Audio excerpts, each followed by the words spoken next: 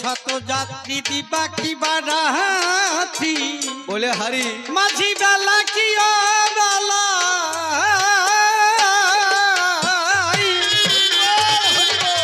এই ভব পারাবার হতেছে পারাপার তোমার দেয়া খেয়া নাই ও দয়াল রে এই কত শত যাত্রী দিবা কি বারাতি মাঝি বেলা কি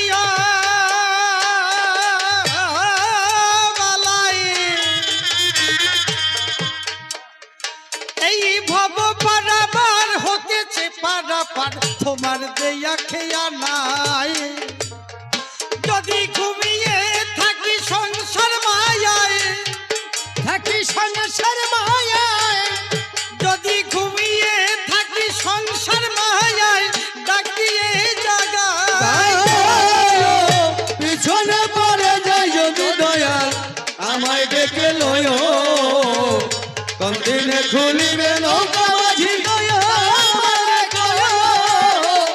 পিছনে পড়ে যাই যদি দয়াল আমায় ডেকে লয়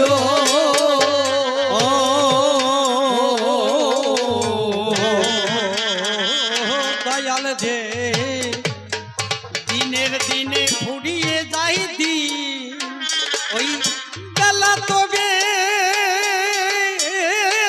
সিনাই অসার ধুলা খালাই কেটে গেল জীবন বেলা তো বেশি নাই বলে হারি ও দয়াল যে দেখি দিনের দিনে ফুরিয়ে যাই দিন তবু না ফিরে চাই অসার ধুলা খালাই কেটে গেল জীবন বেলা তো বেশি নাই ও যদি অন্ধকারে পথ ভুলে যাই অন্ধকারে পদ ভুলে যাই ও যদি অন্ধকারে পথ ভুলে যাই ফিরাইয়ে আনি পিছনে পড়ে যাই যদি দয়াল আমায় ডেকে লয় কোন দিনে খুলিবে নৌকা মাঝি পিছনে পড়ে যাই যদি দয়াল আমায় ডেকে লয় কবে আসিবে বন্ধু গো সাগর পারে নেয়ে কত কালের বিরোহী আছি আশা পথ পানে সে ও দয়াল রে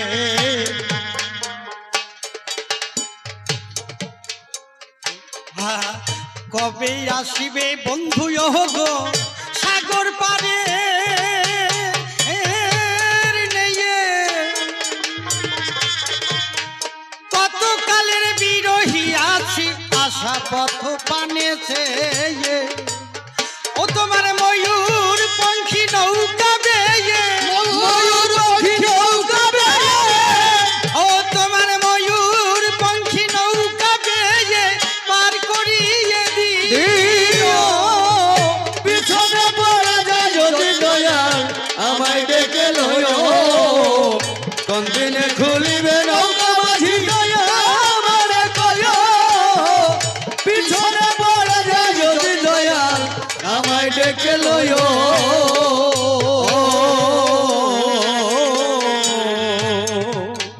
ক্লান্ত দেহে শান্ত মহনে হটে গেছি তোমার পাগল বিজয়ী বলে পথ চলিতে পারি না তো কভু আর ও দয়াল রে ক্লান্ত দেহে শান্ত মহনে আমি হটে গেছি তোমার পাগল বিজয়ী বলে পথ চলিতে পারি না তো কভু আর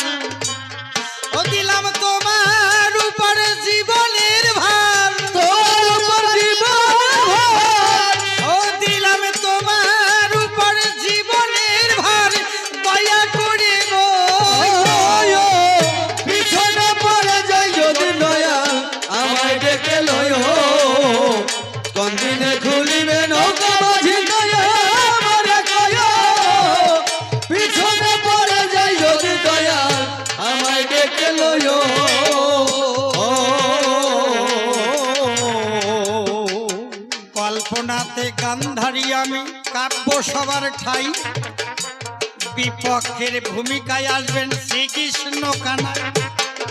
কয়েকখানি ব্যথার প্রশ্ন করলাম তারে দান, আপনারা শুনলেন যত ভক্ত সুমহান। 18 দিন কুরুক্ষেত্রে যুদ্ধ হয়েছে, আমার শত পুত্রের যুদ্ধ প্রাণ যে হারাই। মা হইয়ে দুঃখে আমার অন্তর যায় জ্বলে, ব্যথার কথা বললাম আমি দাঁড়াইয়ে সভাতলে। আমার পুত্র কালো সবজি সবাতে প্রকাশী, দুঃখের সময় পিছনে আইসে দিল কুটিল হাসি। এই অট্ট হাসি তুমি বলো দিলে কি কারণ, একটুখানি সবার মধ্যে তুমি করিবে বর্ণন। বিপদকালে বন্ধু বান্ধব আত্মীয় স্বজন দ্বারা অভয় বাণী তারে কিন্তু শোনাই জানি তারা। তুমি আমায় সান্ত্বনার বাণী নাহি এবে দিয়া, হাসি দিয়ে দুঃখের আগুন দিয়াছ জ্বালাইয়া। এটা কেমন ধর্ম বলো? মানুষ মানুষের বিপদে যদি তারে সান্ত্বনা না দেয়, তার পাশে না দাঁড়ায়, তাতে তো অধর্ম হয়। সমাজবদ্ধ জীব আমরা। তোমার মধ্যে দেখি অস্বাভাবিক আচরণ, এইটা নয় কোনো ভালো এই মানুষের ধরন। মন রূপে জীব দেহে তুমি থাকতে বিদ্যমান, এই মানুষ কুকর্ম কেন করিবে পালন। বিবেক চৈতন্য দিয়া কেন ঠেকাও না তারে, একটুখানি বলে যাইও সবারও ভিতরে। এই যুদ্ধে তোমার কোনো দোষ ত্রুটি আছে কিনা, সবার মধ্যে একটুখানি করবে আলোচনা।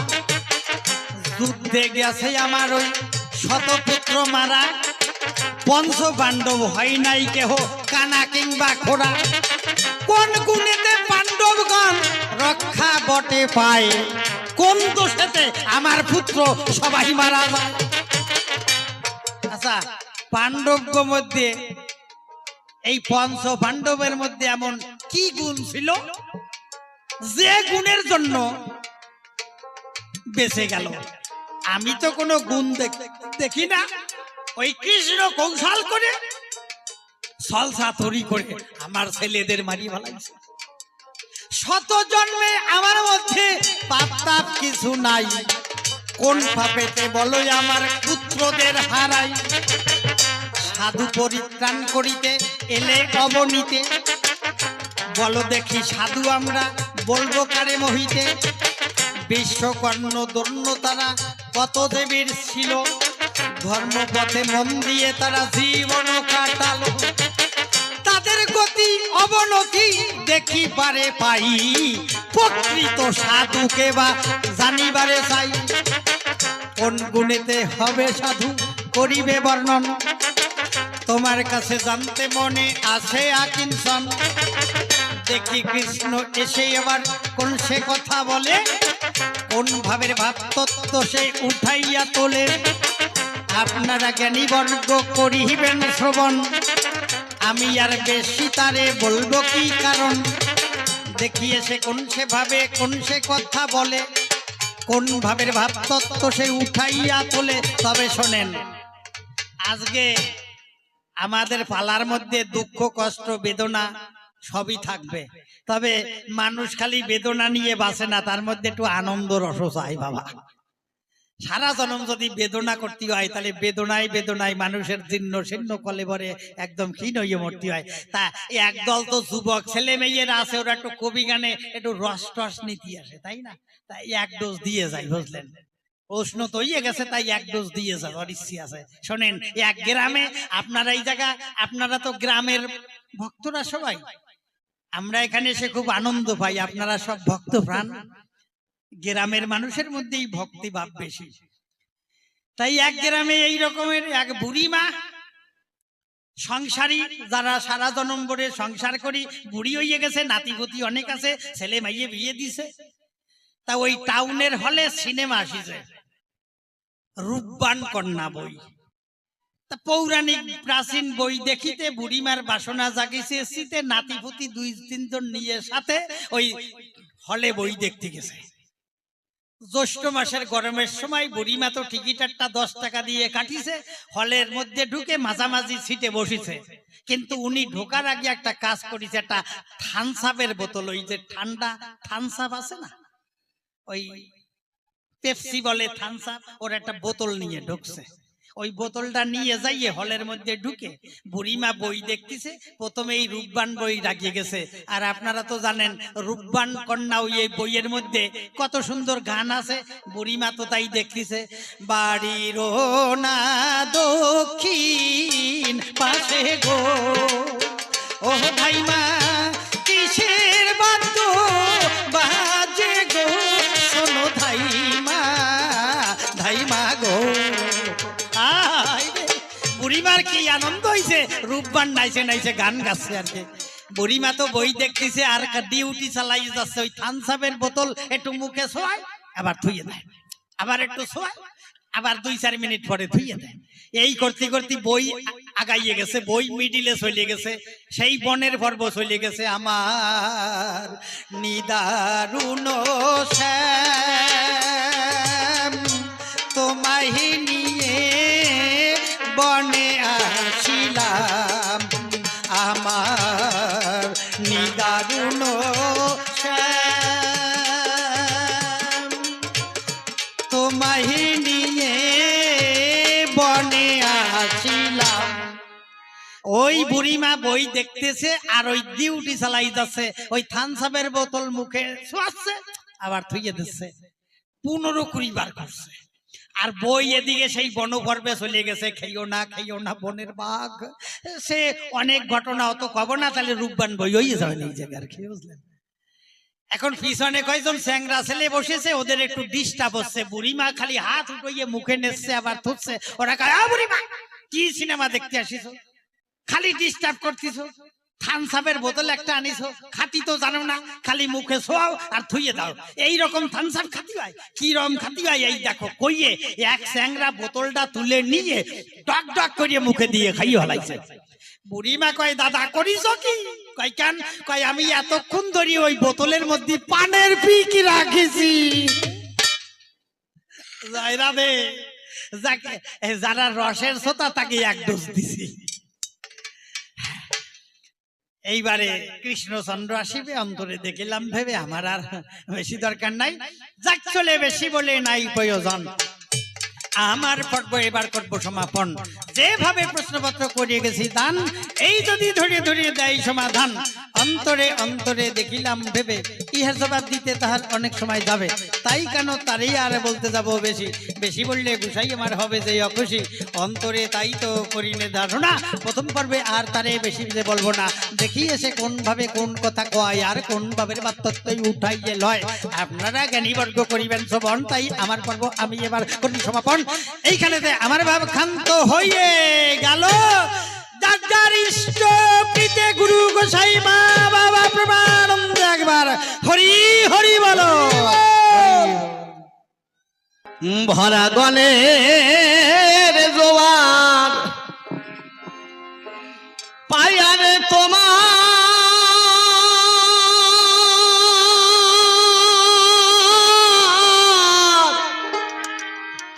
ময়ূর পঙ্খী বায়ারে তবে আসবে রে সুজন রশি নায়া ভরা গনের জোয়ার পায়ারে তোমার ময়ূর পঙ্খী বায়ারে কবে আসবে সুজন রশি নায়া। আমার হারানো পরাণের ছন্দে হারানো পরাণের ছন্দে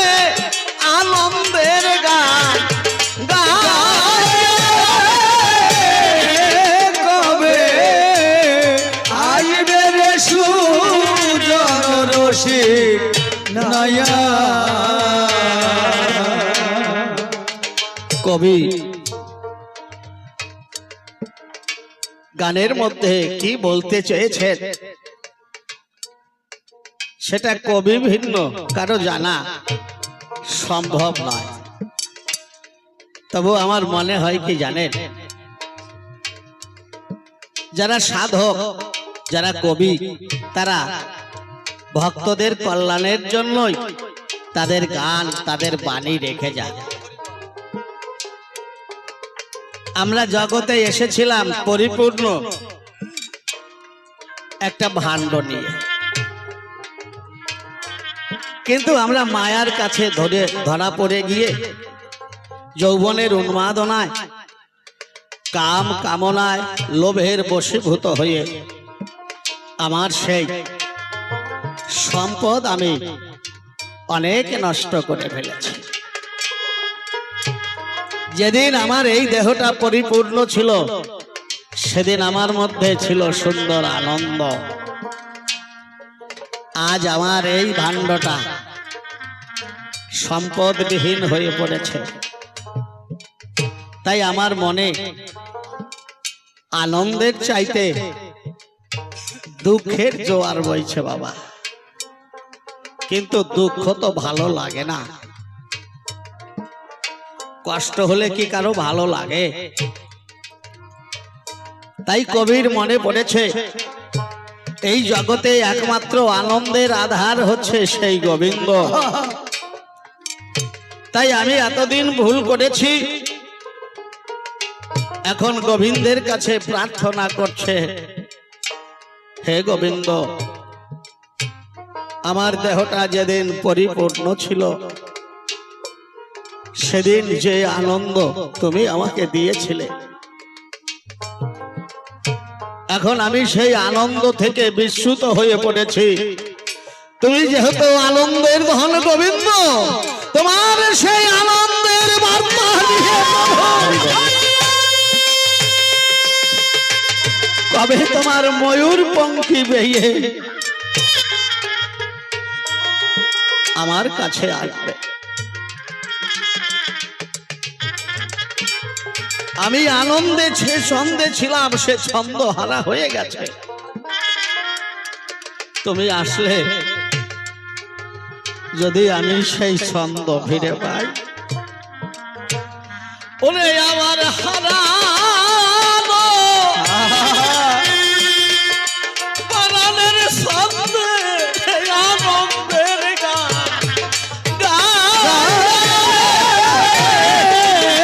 কবে আসবে রে সুজন রশি নয়া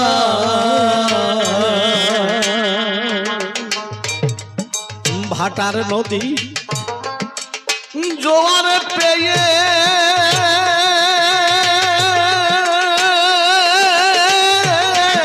যখন উদায়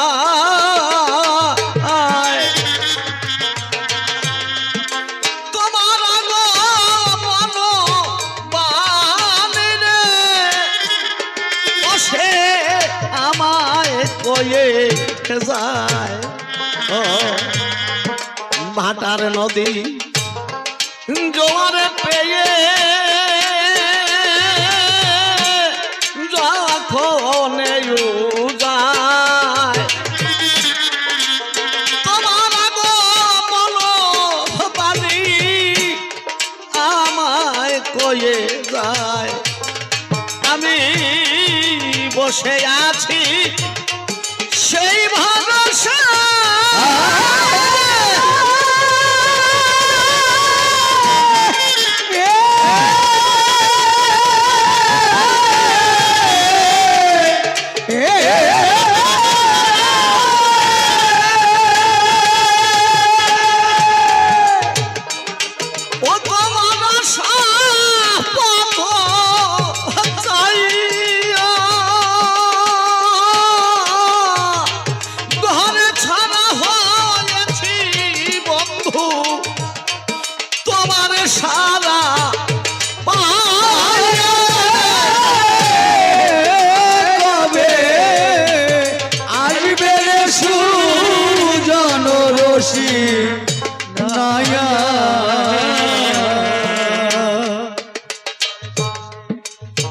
জোয়ারের শেষ। এই নদী যখন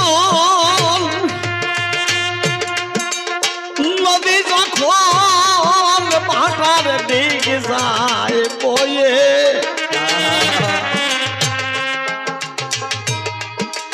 আমার সকল ব্যথার কথারে আমি তার কাছে রে কয়ে। ও রে জোয়ারের শেষ নদী যখন ভাটার দিক যায় বয়ে। বাবা, জোয়ারের পূর্ণ আনন্দের সময় দীনবন্ধুর কথা মনে থাকে না। তখন ভাবি আমি শ্রেষ্ঠ, আমি সর্বেশ্বর। কিন্তু যখন ভাটায় পড়ে যায় তখন বুঝতে পারি না, দীনবন্ধু ছাড়া আমার আর গতি নাই। তখন ব্যথার কথা তার কাছে বলে, কিন্তু সে সবার ডাকে তো সাড়া দেয় না। দেয় কি বাবা? সবার ডাকে সাড়া দেয় না। কেন? আমরা যেদিন মাতৃগর্ভে ঘোর অন্ধকারে ছিলাম, সেদিন দীনবন্ধুকে প্রার্থনা করে বলেছিলাম, আমি যদি তোমার প্রসাদে মুক্তি পাই তাহলে জগতে গিয়ে শুধু তোমার কথা বলবো, তোমাকে দর্শন করব, তোমার সেবা পূজা করব। যেখানে তোমার ভক্ত বৃন্দাবন বাসর হবে, আমি সেই ভক্ত বৃন্দাবন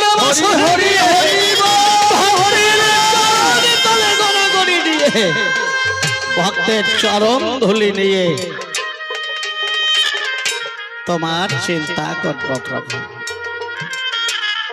কিন্তু যেদিন আমি জগতে প্রকাশিত হলাম, আমি সেদিন বুঝতে পারলাম আমার আগমনে এই দেশের সবাই বড় খুশি হয়েছে। দিকে দিকে উৎসবের আয়োজন হয়েছে, উলুধ্বনি শঙ্খধ্বনিতে দিক দিগন্ত মুখরিত। সবাই আমাকে কত ভালোবাসে। আমি চিন্তা করলাম এই দেশ তো অনেক ভালো, এই দেশের সবাই আমাকে ভালোবাসে, আমি এদের ভালোবেসে এদের ভালোবাসায় আমার বাকি জীবন কাটাইয়ে দেব।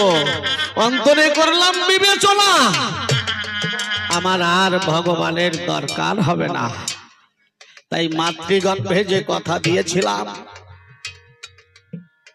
তাকে জানিয়ে দিলাম, ও আনা, ও আনা, হে গোবিন্দ, আমি তোমাকে যে কথা দিয়েছিলাম শুধু তোমার গুণগান করব, তোমার সেবা করব, তোমায় ভালোবাসবো, সে কথাই আমি আর রাখতে পারলাম না।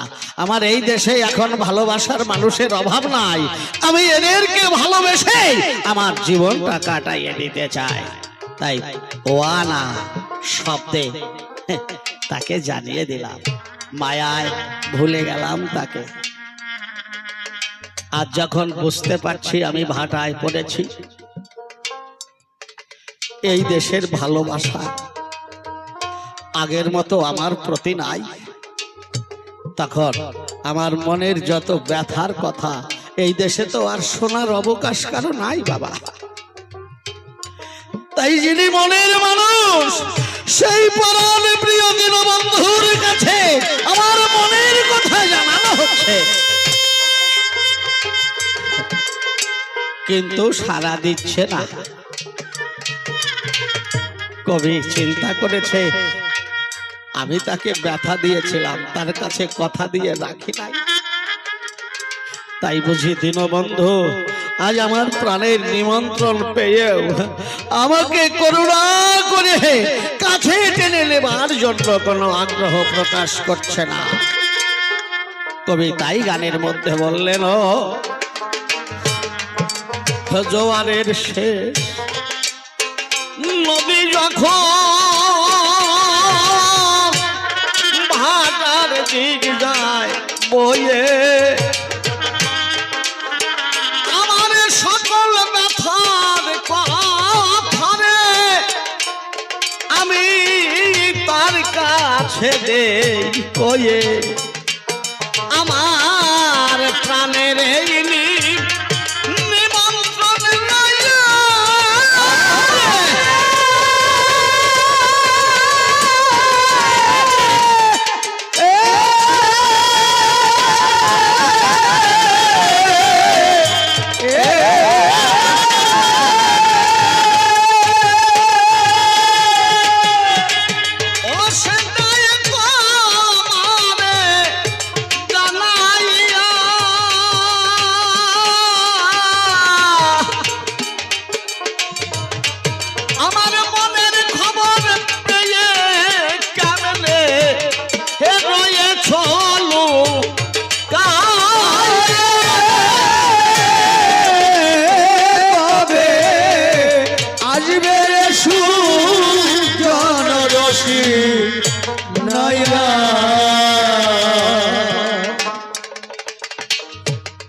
আমি হতেমে যদি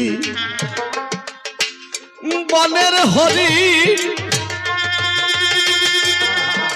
ও বান্ধবে রে আমি তোমায় খুঁজি তামে যা জঙ্গলে মিল হইলে এতদিন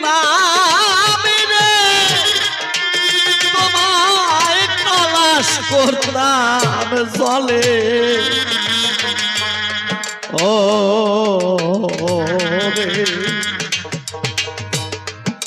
আমি হতেমে যদি বনের হরি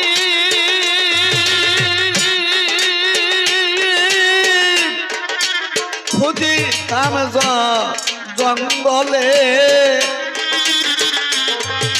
মিল হইলে করতাম জলে আমি পাখি হলে খুঁজে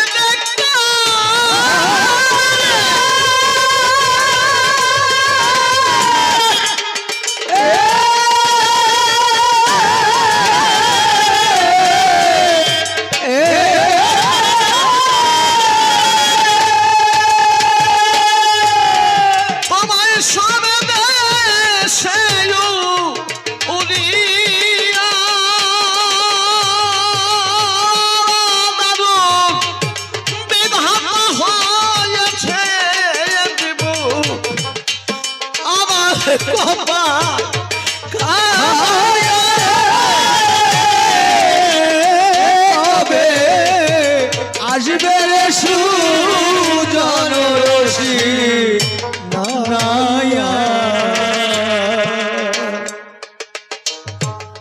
পাগল বিজয় বলে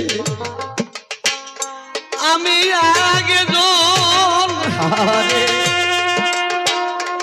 ও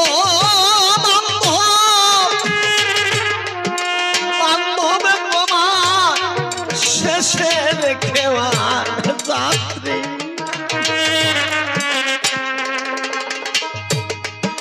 পারে করে দাও পারে আরে ওই যে কানাইলো রাত্রি ও রে পাগল বিজয় বলে আমি আগে শেষে রেখেওয়া রাত্রি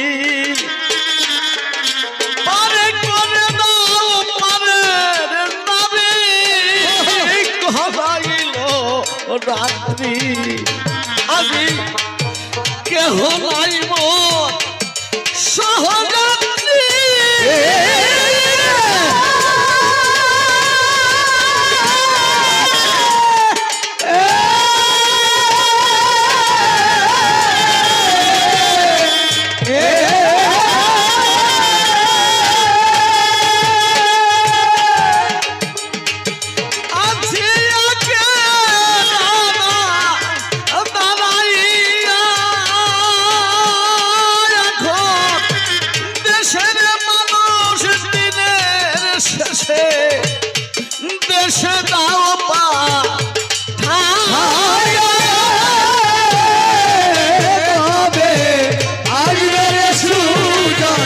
রসিক নয়া ভরা গনে আমার মায়া পক্ষী মায়া কবে আসবে সুজন রসিক নয়া।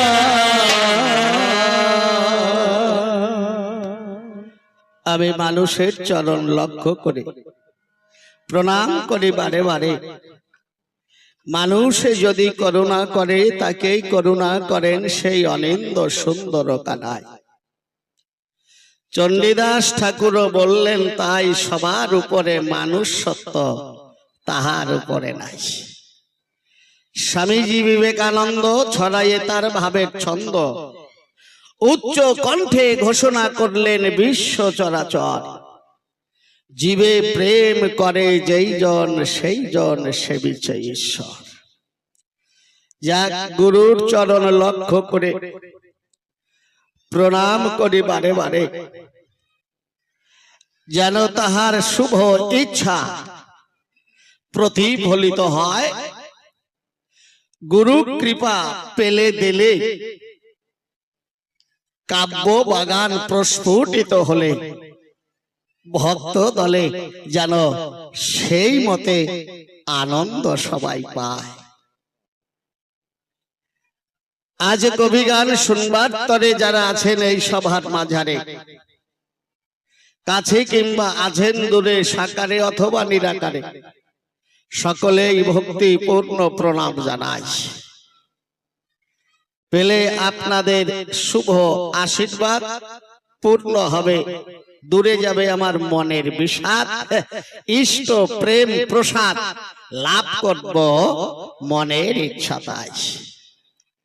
তাই সকলে আমার কথা লবেন, আপনাদের পুত পবিত্র আশীর্বাদের ধারায় আমাকে একটু পবিত্র করে লবেন।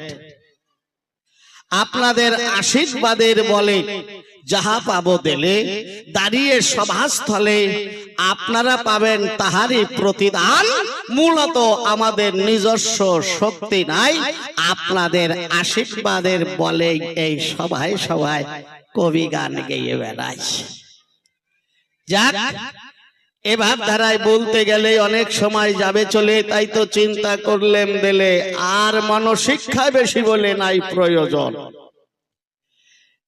এবার মনশিক্ষা দিয়েছে রে, ভূমিকাতে প্রবেশ করে যার যার কথা তার তার করতে হবে বর্ণন। আমার বিপক্ষের কবি যিনি আজ নাম ধরেছে গান্ধারী জননী, আমাকে ইদানি কৃষ্ণ চিন্তামণি বলে করেছে কল্পনা। কিন্তু আমার কাছে বলুন দেখি, একজন সাধারণ মানুষ কৃষ্ণ হয়ে কথা বলতে পারে নাকি? সেই শক্তি আর সেই ভক্তি তো আমার মাঝে কদাপি মেলে না। তথাপিও গাইতে এসেছি কবি গান, আর ভূমিকা যখন করেছে তার, এখন সভাতে বর্তমান কৃষ্ণ ভগবান না হইলেও চলে না। তাই আমি নিবেদন করি কৃষ্ণের চরণে, হে কৃষ্ণ জনার্দনে, তুমি আমার কথা নিও, ঘুচাইতে ভক্তের মনের ব্যথা। আজ এই সভাতে আমায় আশ্রয় করে বলো প্রভু তোমার কথা। আজ আমি সেই কৃষ্ণের উপরে ভার করিলাম অর্পণ, তাকেই করলাম আমার এই জীবনের কান্ডারি। এবার কাব্য সিন্ধু দেব পারি, এবার হলাম কৃষ্ণ গিরিধারী, সভারই সদর। মা ওই মা অনেক কথা দিয়ে গেছে বক্তৃতা, বিজ্ঞ শ্রোতায় করেছেন শ্রবণ। এবার জবাব দেব তারে অঙ্ক কষে, আপনারা শুনবেন বসে বসে। এক এক করে করিতে চাই মা ওই মাতার দুঃখ স্খালন।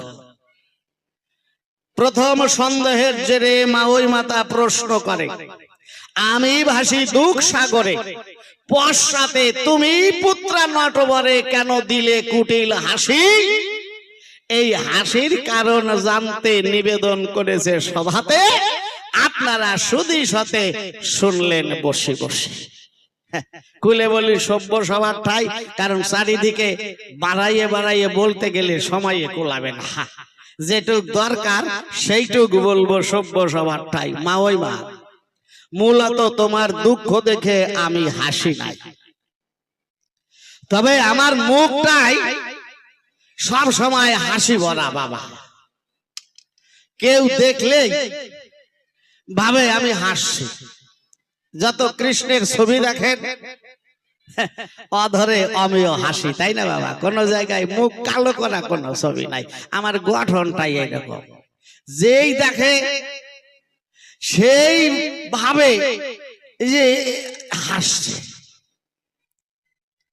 এখন সেই মানুষটা যদি দুঃখেও পড়ে, আমাকে দর্শন করে হাসি দেখে ভাবে অন্তরে মনে হয় আমার দুঃখ দেখে হাসতেছে বাবা। আসলে কিন্তু তা না, আমার গঠনটাই ওই রকম। বুঝলেন তো? এই হচ্ছে ব্যাপার। একজন মেয়ে দেখতে গেছে, তা যে কয়জন মেয়ে দেখতে গেছে সবকিছু রেডি হয়ে গেছে, এখন মেয়েটারে নিয়ে আসে। তা মেয়ে দেখার যে পরীক্ষাটা, সব মেয়েদের কাছে সব রকম বোর্ডের চাইতে এই পরীক্ষাটাই কঠিন, তাই না মা? তাই মেয়েটারে যখন নিয়ে আসছে এমন ভাবে বসে রয়েছে মনে হয় যেন কান্না করতেছে। এখন কান্নার কাছে কিন্তু সবাই দুর্বল হয়ে যায়। তা যারা দেখতে গেছে তাদের মধ্যে একজন বয়স্ক, উনি বলছে, ওমা তুমি কান্দো কেন? কান্দো না, কান্দার তো কিছু নাই, আমরা দুই একটা কথা জিজ্ঞাসা করলে তুমি যত দূর পারো তত দূর বলো, কান্দো না। ওই মেয়েটারে সাথে করে যারা নিয়ে আইসে তারা কয় ও কান্দে না, আপনারা বুঝতে পারছেন না, ওর গঠনই ওই রকম। তার মানে ভগবান ওরে এমন করে গঠন করিয়ে দিয়েছে, ওর মুখ দেখলেই মনে হয় কান্দিছে। আর আমার এমন একটা গঠন হয়েছে, আমার মুখে হাসি লাইগেই রয়েছে। এখন যে দুঃখের সময় দেখে আমি হাসতেছি, সেভাবে আমার দুঃখ দেখে বুঝি হাসে। আর হাসির সময় যদি হাসে তাহলে তো ভালো হয় কি বাবা? 5 জনে হাসলে একটা হাসির কথায় আর 5 জন হাসলে ভালো লাগে। সেই সময় যদি কেউ মুখ কালো করে থাকে তাহলে কেউ কেউ কয় ওই লোকটা দেখো কিরম বসে রয়েছে বেরসিক, ওর মুখে কোনো হাসি টুসি নাই। তার মানে সময় অনুপাতে কাজ করার দরকার। তা আমার মুখটা হাসি ভরা কিনা এই জন্য মা ওই মা বুঝতে পারে নাই। উনি কান্না করতেছে, একটা হাসির ধ্বনি উনি শুনেছে, তাকাইয়ে পেছনে আমারে দেখছে, উনি সন্দেহ করছে পুত্রা তুমি বেশি সুবিধার না, আমি দুঃখে ভাসি আর তুমি দাও আমার দুঃখে হাসি, তাহলে তোমার স্বভাব চরিত্র ভালো না। এই জন্য প্রশ্ন করিছে দান, আমার দুঃখে তুমি হাসলে কেন? আমি দেই সমাধান, মা ওই মা বলি তোমার ঠাই মূলত আমি হাসি নাই। তাহলে মা ওই মা সন্দেহ করেছিল, আমি সিদ্ধান্ত দিলাম। মা ওই মা বলছে তুমি হাসো, আর আমি বললাম হাসি নাই। সিদ্ধান্ত দিলাম। এইটুকের মধ্যে দিয়ে আপনাদের মনের ভাব সন্তুষ্টি বিধান হয়। 100 জন্মের খবর জানা একটা মহিলা কইল তুমি হাসছো, আর তুমি কৃষ্ণ হইয়া আমাদের নারার ছাই গুড় দিয়ে গুলাইয়া খাওয়াচ্ছ, কাও আমি হাসি নাই। হাসো নাই, তাহলে হাসলো কিটা? একটা প্রশ্ন থাকে না বাবা? এইবার বসে শুনুন ভক্ত সুধীজন, কে হাসলো আর মা ওই মা আমাকে দোষী সাব্যস্ত করলো? আসলে আমি নির্দোষী, কৃষ্ণ কালো শশী এ বিশ্বভুবন। তাহলে হাসলো কে? এবার আমার মা ওই মার কথা কিছু তো বলা লাগবে। কি মা? আমার মা ওই মা যত ভালো দেখতেছেন, আসলে ওনার ভিতরটা অত ভালো না। আমার মা ওই মার গর্ব হয়েছে, এটা স্বাভাবিক। মেয়েরা সংসার জীবনে গেলে তাদের গর্বে সন্তান আসে, এটা তো স্বাভাবিক ধারা। তা মা ওই মার গর্ব হয়েছে। কিছুদিন পরে পিসিমা কুন্তিরও গর্ব হয়েছে। কিন্তু মা ওই মা উনি আবার পরের ভালো দেখতে পারে না। উনি চিন্তা করছে আমি ছেলে আগে জন্ম দেব, আমার ছেলে হস্তিনায় রাজা বানাবো। যদি কুন্তির ছেলে আগে হয় তাহলে তারাই রাজা হবে হস্তিনায়। আমার ছেলে তাদের দাসত্ব করবে, এইটা আমি সহ্য করতে পারবো না। আমা বুঝে দেখো দেখি, ছেলে হয় নাই, গর্বে থাকতেই ভাবছে আমি ছেলে আগে জন্মাইয়ে রাজা বানাবো। কারণ আরেকজনের ছেলে যদি রাজা হয় তাহলে আমার ছেলে দাসত্ব করবে সর্বদাই, আমি মা হয়ে এইটা কি করে সহ্য করব। এখন কি হবে আর কি হবে না এইটা তো আমাদের ইচ্ছায় চলে না।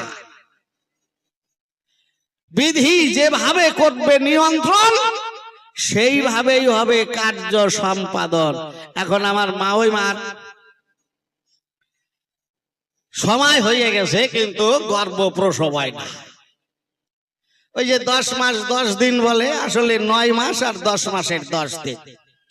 এই সময়টা পরিপূর্ণ হলে মায়েরা সন্তান উপহার দেয় ধরণী তলে, মানে গর্ভটা প্রসব হয়। কিন্তু মা ওই মার সময় পরিপূর্ণ হয়ে গেছে, সন্তান প্রসব হচ্ছে না, মা ওই মা পড়ছে সমস্যায়। এদিকে কুন্তির গর্ভটাও পরিপক্ক হয়ে এলো, যদি সন্তান হয়ে যায় তাইলে ওরাই রাজা হবে হস্তিনায়। আমার ছেলে তো দাসত্ব করেই বেড়াবে সর্বদাই, সহ্য করা যায় হচ্ছে না। এরপরে কুন্তির সময় পরিপূর্ণ হয়ে আসছে কিনা, মা ওই মা বুদ্ধি খাটাইছে, পরিচারিকা লাগায় দিয়েছে, ওদের আদেশ দিয়েছে কথা লোভী। কুন্তির খবরা খবর কখন কি অবস্থায় থাকে আমারে জানাবে।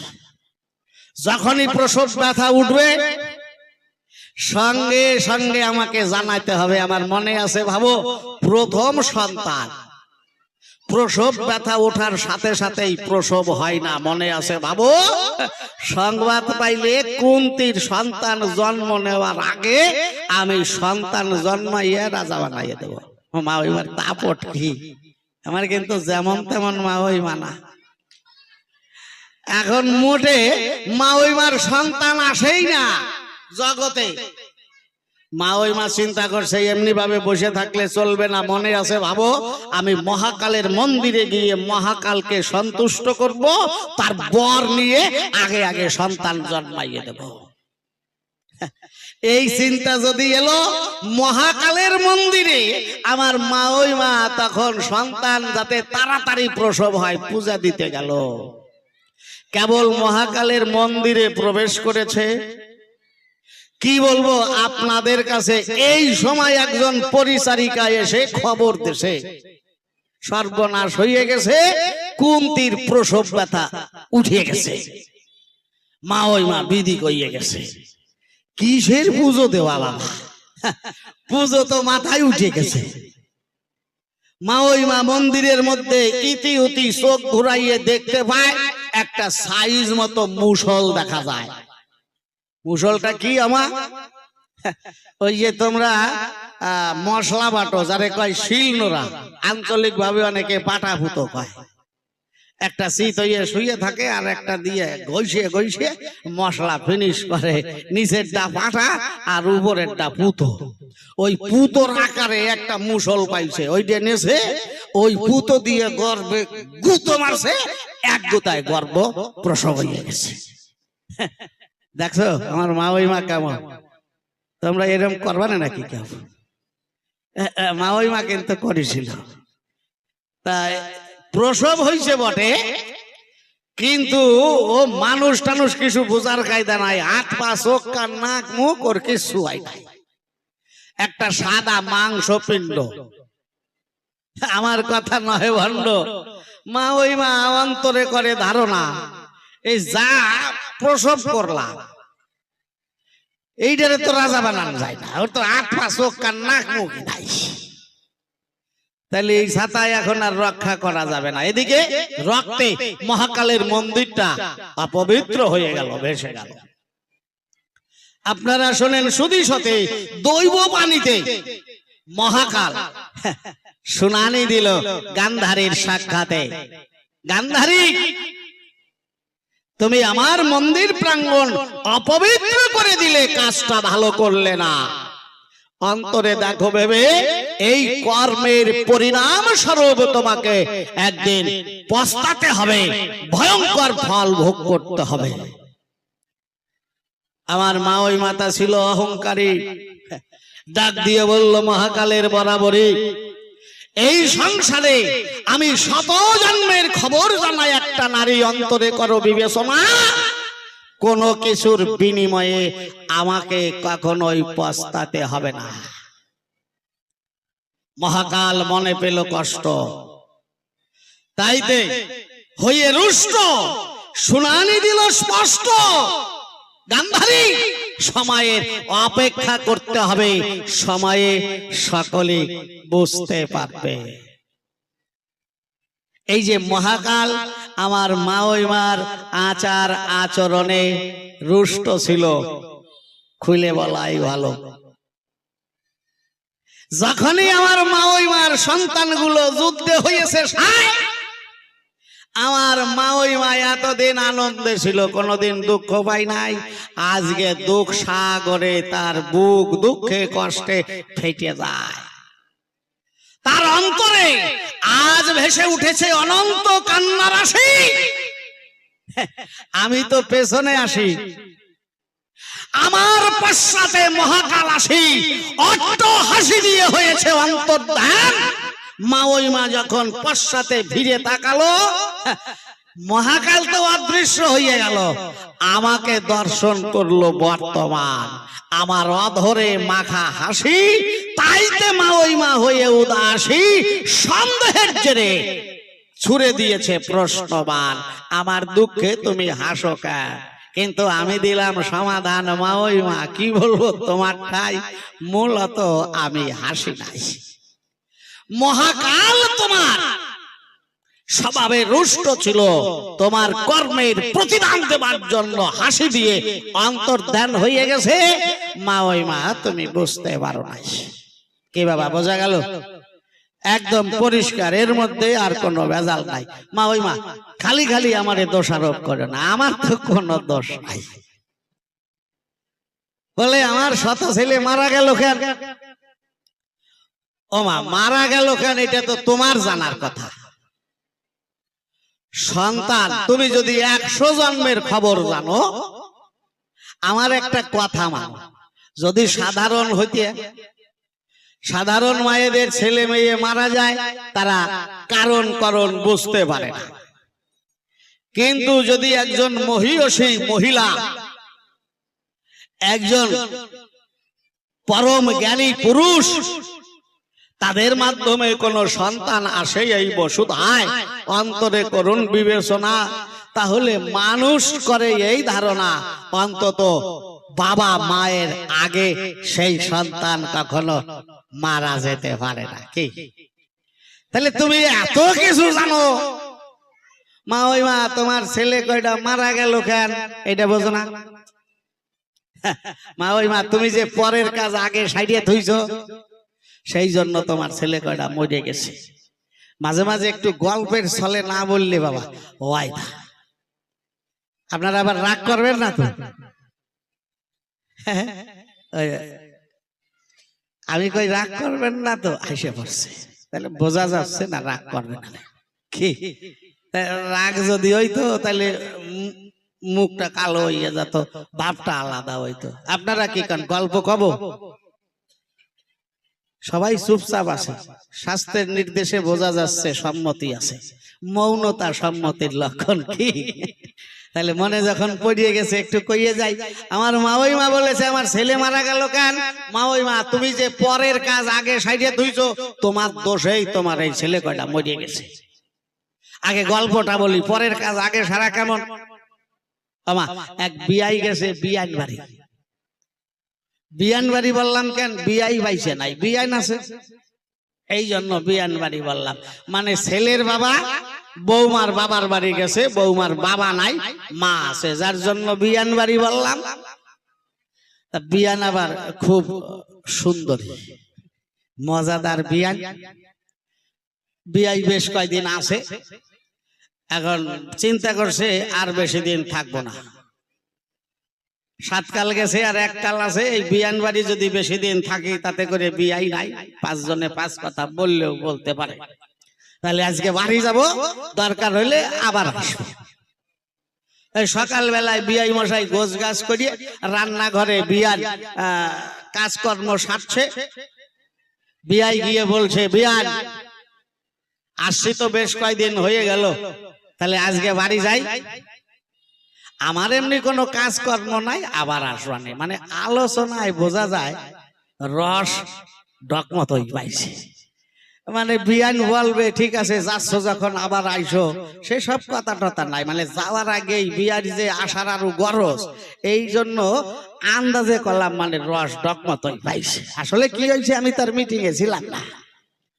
তা বিয়াই বিয়ান সম্পর্কটাই সত্যি রসের এবং আনন্দের। এই জগতে মানে বিয়াই বিয়ানের মতো এই রকম সম্পর্ক আর নাই। তো যাদের বিয়াই বিয়ান আছে তারা তো বুঝতে পারতেছে ঠিকই করছে। আর যদি কারো না থাকে তাহলে তার তো আর বোঝার কায়দা নাই ভালো মন্দ। তা বিয়ানের কষ্ট হচ্ছে, বিয়াই চলে যাবে। বিয়ান একটা দীর্ঘ নিঃশ্বাস ফেলে বলছে, হ্যাঁ বিয়াই তুমি তো চলেই যাবা। সত্য কথা বলতে গেলে এই জন্মে তো তোমারে ধরে রাখা বা আটকাইয়ে রাখার অধিকার আমার নাই। তবে বিয়াই একটা কথা না বললে খানিক কম পড়ে যায়। তুমি যে কয়টা দিন থাকলে বিয়াই, আমি যে কি সুখ কি সুখ কি সুখ পালাম, বলতে গেলে তোমার বিয়াই পাইছে থাকতেও আমি সেই সুখ কোনোদিন পাই নাই। বিয়াই শুনে কয় কি জানি কি দিয়ে কি সুখ পাইছে। ঠিক আছে কয় বিয়াই একটা কথা কি জানো, আমার একটা গোপন কথা আছে, তুমি তো বাড়ি চলেই যাবা। যদি আমার গোপন কথাটা শুনিয়ে যাইতে তাইলে আমি আরো খানিকটা সুখ পাইতাম। বিয়াই চিন্তা করছে একটা গোপন কথা শুনলেই যদি বিয়ান আরো একটু সুখ পায় তাহলে শুইলে সুখ টুক দিয়েই যায়। তা বলছে ঠিক আছে বিয়ান, তাহলে তোমার গোপন কথাটা বলো, শুনেই যাই। এখন যেই স্বীকার করছে যে গোপন কথা শুনে যাব, বিয়ান নেই বিয়ার হাত ধরে ক্যাত বগলের তলা দিয়ে চাপ দিয়ে ধরছে। এখন টানতে টানতে ঘরের পেছনে বড় জঙ্গল, ওই জঙ্গলের মধ্যে একটু ফাঁকা জায়গা, ওই জায়গা নিয়ে গেছে। বিয়াই ছাড়া দিয়ে হাত ছাড়াইয়া বলছে, বিয়ান ব্যাপারটা কি বুঝলাম না। তুমি বললা গোপন কথা বলবা, আমারে হাত ধরিয়ে টানতে টানতে জঙ্গলের মধ্যে নিয়ে আসলে, তা তোমার গোপন কথাটা কি সেটা তো কও। বিয়ান চিন্তা করছে বিয়াই যা বলে বলুক, আমি আমার কাজটা সারিয়ে রাখি। বিয়ান সামনে হাত দেখাইয়া কয়, বিয়াই এই যে আমার আঙ্গুলের নিচে ফাঁকা জায়গাটা, এই সব এরিয়া আমাদের, তোমার চিন্তার কারণ নাই। এই ফাঁকা জায়গায় এই জায়গায় তুমি একটু প্রস্রাব করিয়ে ধুয়ে যাও। বিয়াই কয় এইটা নাকি গোপন কথা, শালা জঙ্গলের মধ্যে টাইনে নিয়ে আসলো ইয়ে কওয়ার জন্য। উঠানের থেকে যদি কইয়ে দিত জঙ্গলের মধ্যে একটু ফাঁকা জায়গা আছে, ওই জায়গায় একটু প্রস্রাব করিয়ে আসো, হইয়া যেত। এর জন্য এইভাবে হাত ধরিয়ে টাইনে নিয়ে আসলাম। মাইয়া মানুষ যে কোন সময় কি করে তো বুঝিয়ে পারা যায় না। এখন বিয়ান আবার বুদ্ধিমতী, উনি অন্তরে করেছে বিবেচনা, আমি যদি এই জায়গায় তাল গাছের মতো দাঁড়াইয়ে থাকি তাহলে বিয়াই তো দূরের কথা, ওর মরা ঠাকুর দায় উঠে আসলে প্রস্রাব করতে পারবে না। তা উনি জায়গা দেখায় এই বাড়ির মধ্যে চলে গেছে। এখন ফাঁকা জায়গায় বিয়াইয়ের মতো প্রস্রাব করছে, হাত পাও ধুয়ে উঠানে বিয়ান দাঁড়ানো। বিয়াই এসে বলছে, বিয়ান বুঝলাম না, তুমি বললা গোপন কথা বলবা, হাত ধরে টানতে টানতে নিয়ে গেলে জঙ্গলের মধ্যে, তারপরে বললে এই যে ফাঁকা জায়গায় প্রস্রাব করে ধুয়ে যাবে, কারণটা কি আমার একটু বুঝাইয়া কও। বিয়ান হাসি দিয়ে কয়, বিয়াই বোঝো নাই? কয় না। তুমি কি করলা? কয় বিয়াই আমি পরের কাজটা আগে সারিয়ে থইলাম। বিয়াই কয় তার মানে? কয় বিয়াই বোঝো না, আমি মাইয়া মানুষ বলি আমার জাতা মনে করে না। পরের কাজটা আগে সাইডে থইলাম কেমন জানো? আজ এখনই তুমি বাড়ি চলে যাবা, 2 দিন পরেই আমার মেয়ের সাথে গন্ডগোল বাঁধলেই মুখ ঝুলাইয়া চোখ রাঙাইয়া বলবা তোর বাবার বাড়ি আমি আর কোনোদিন প্রস্রাব করতেও যাব না, সেই সুযোগটা তোমারে দিলাম না, পরের কাজটা আগে সাইডে থইলাম। তো আমার মা ওই রকম বুঝলেন, পরের কাজ আগেই সাইডে তুলছে। যদি বলেন কেমন, কুন্তী দুর্বাসা মুনিকে সেবা করেছে, গরম মিষ্টান্ন বক্ষে রেখে ঋষিকে সেবা দেওয়ায় ঋষি বড় আনন্দ পেয়েছে। ঋষি দুর্বাসা বলেছে, কুন্তী আমার মনে আছে, ভাবো তুমি স্নান করে আসো, আমি তোমাকে বর দেব। কুন্তী যাবে স্নান করতে গেল, গান্ধারী সংবাদ পেয়ে স্নান করতেছিল, ভিজা কাপড়ে এসে ঋষির সামনে উদয় হলো। ঋষি চোখ বুজে আছে ধ্যানস্থ, কুন্তীর কণ্ঠস্বর নকল করে আমার মা গান্ধারী করলো সাব্যস্ত, আমি এই ফাঁকে কুন্তীর বর হরণ করিয়ে নিতে চাই। তাই কুন্তীর কণ্ঠস্বর নকল করে ডাক দিয়ে বলল, ধ্যানস্থ ঋষির গোচরে ঋষি বর কথা লবেন, বর দিতে চেয়েছিলেন, আমাকে মনোনীত বর দেবেন। চোখ বুঝে ঋষি কয়, কথা লও, তুমি শতপুত্রের জননী হও। গান্ধারী কি করলো বাবা, শতপুত্রের জননী হওয়ার বরটা চুরি করে নিয়ে গেল। কি করলো, চুরি করে নিয়ে গেল। চুরি করা তো ভালো কাজ না। ঋষি ধ্যানস্থ ছিল, বর চুরি করে নিয়ে গেল। গান্ধারী ভাবলো আমি জিতে গেছি, কিন্তু আগে করো চালাকি, পিছে দেখো জ্বালাকি। গান্ধারী যেই চলে গেছে, একটু পরে কুন্তী এসে ঋষির কাছে হাজির হয়েছে। ঋষি তখনও ধ্যান করছে। কুন্তী ডেকে বলছে, ঋষিবর আপনার বর দান করুন। ঋষি রাগ হয়ে গেছে। ঋষি ডাক দিয়ে বলে, একটু আগে এসে আমার কাছ থেকে শতপুত্রের জননী হওয়ার বর নিয়ে গেলে, আবার বর চাইতে গেলে তোমার সাহস তো মন্দ নয়। বিনয় ভরে কুন্তী বলে ঋষির ধারে, ঋষিভর আমি তো আসেই নাই, একটু আগে গান্ধারী এসে আপনার সকাশে আমার পাওনা বর চুরি করে নিয়ে গেছে, আপনি ধ্যানস্থ ছিলেন, বুঝতে পারেন নাই। ঋষি চিন্তা করছে, যে মেয়েটা নিজের জীবন বিপন্ন করে ভক্তির সাথে বক্ষে গরম মিষ্টান্ন রেখে আমার সেবা করে, সে আর যাই হোক মিথ্যা কথা বলতে পারে না। মূল সত্যকে জানিতে বসে শুনুন সুধী সাথে ঋষি হইল ধ্যানস্থ। ধ্যানে যোগে যোগে জাগে জানতে পারলো সমস্ত। সত্যি সত্যি গান্ধারী বর চুরি করে নিয়ে গেছে, কুন্তী আসেই নাই।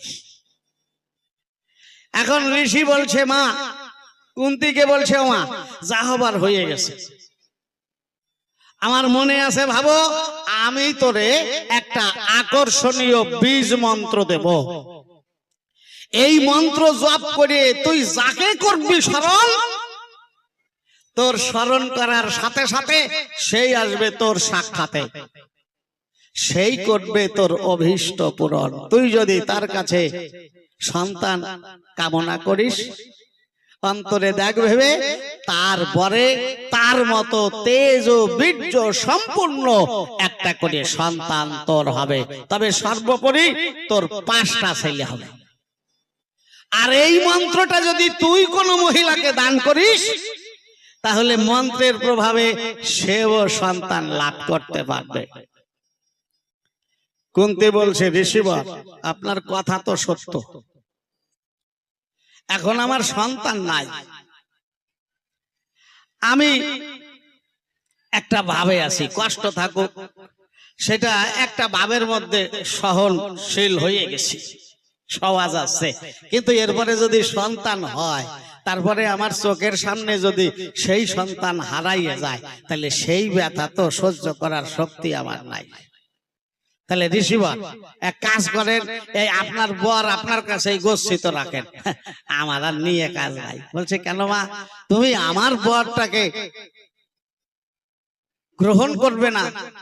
বলছে ঋষিবর এটা তো সাধারণ ব্যাপার, যে কোনো কাজ করলো না সে যদি 100 ছেলের মা হয়, আর আমি জীবন বিপন্ন করে আপনাকে সেবা করে সন্তুষ্ট করলাম, আমার যদি কেবল 5টা ছেলে হয়, আপনি ভাবেন যদি ওই 100 ছেলের সাথে আমার 5 ছেলের কোনো সময় গন্ডগোল বা যুদ্ধ বাইতে যায়, আমি তো অন্তরে করি বিবেচনা, ওরা যদি 100 জন হয়, আমার যদি 5টা ছেলে হয়, ওদের তো লাঠি সোটা লাগবে না, ওরা পেট দিয়ে ডইলেই আমার শালা কটা মারে ফেলাইবো। তাহলে আমি পুত্র পাওয়ার পরে হারাইয়ে গেলে আমার সেই কষ্ট আমি কি তখন আর সইতে পারবো? এই জন্য আপনার কাছে থাকুক। ঋষি বলছেন আমার তোর যে 5টা ছেলে হবে অবশ্যম্ভাবী কারণে কুরুক্ষেত্রের প্রাঙ্গণে তাদের সাথে ওই গান্ধারীর 100 ছেলের যুদ্ধ হবে, আর ওই যুদ্ধে তোর ছেলেদের সহায় হবে কৃষ্ণ নীলপদ্মে, তোর ছেলেদের যুদ্ধে গান্ধারীর 100 ছেলে তারা সমূলে সব নিপাত হয়ে যাবে। বাবা তাহলে পরের কাজ আগে সারিয়ে রাখছে বলেছিলাম, কথাটার যুক্তি আছে তো? মনে ব্যথা পেয়ে যদি চন্ডালিনী সাপে এড়াতে পারে না তারে বিধাতার বাপে। ওমা আজকে তুমি ছেলে মারা গেছে বলে দুঃখ করছো, কিন্তু তোমার কর্মটা বিচার করিয়ে দেখো, তুমি যেমন সন্তান কয়টা চুরি করে আনছিলা, বাট পারে নিয়ে গেছে, এই জন্য কান্নাকাটি করো না।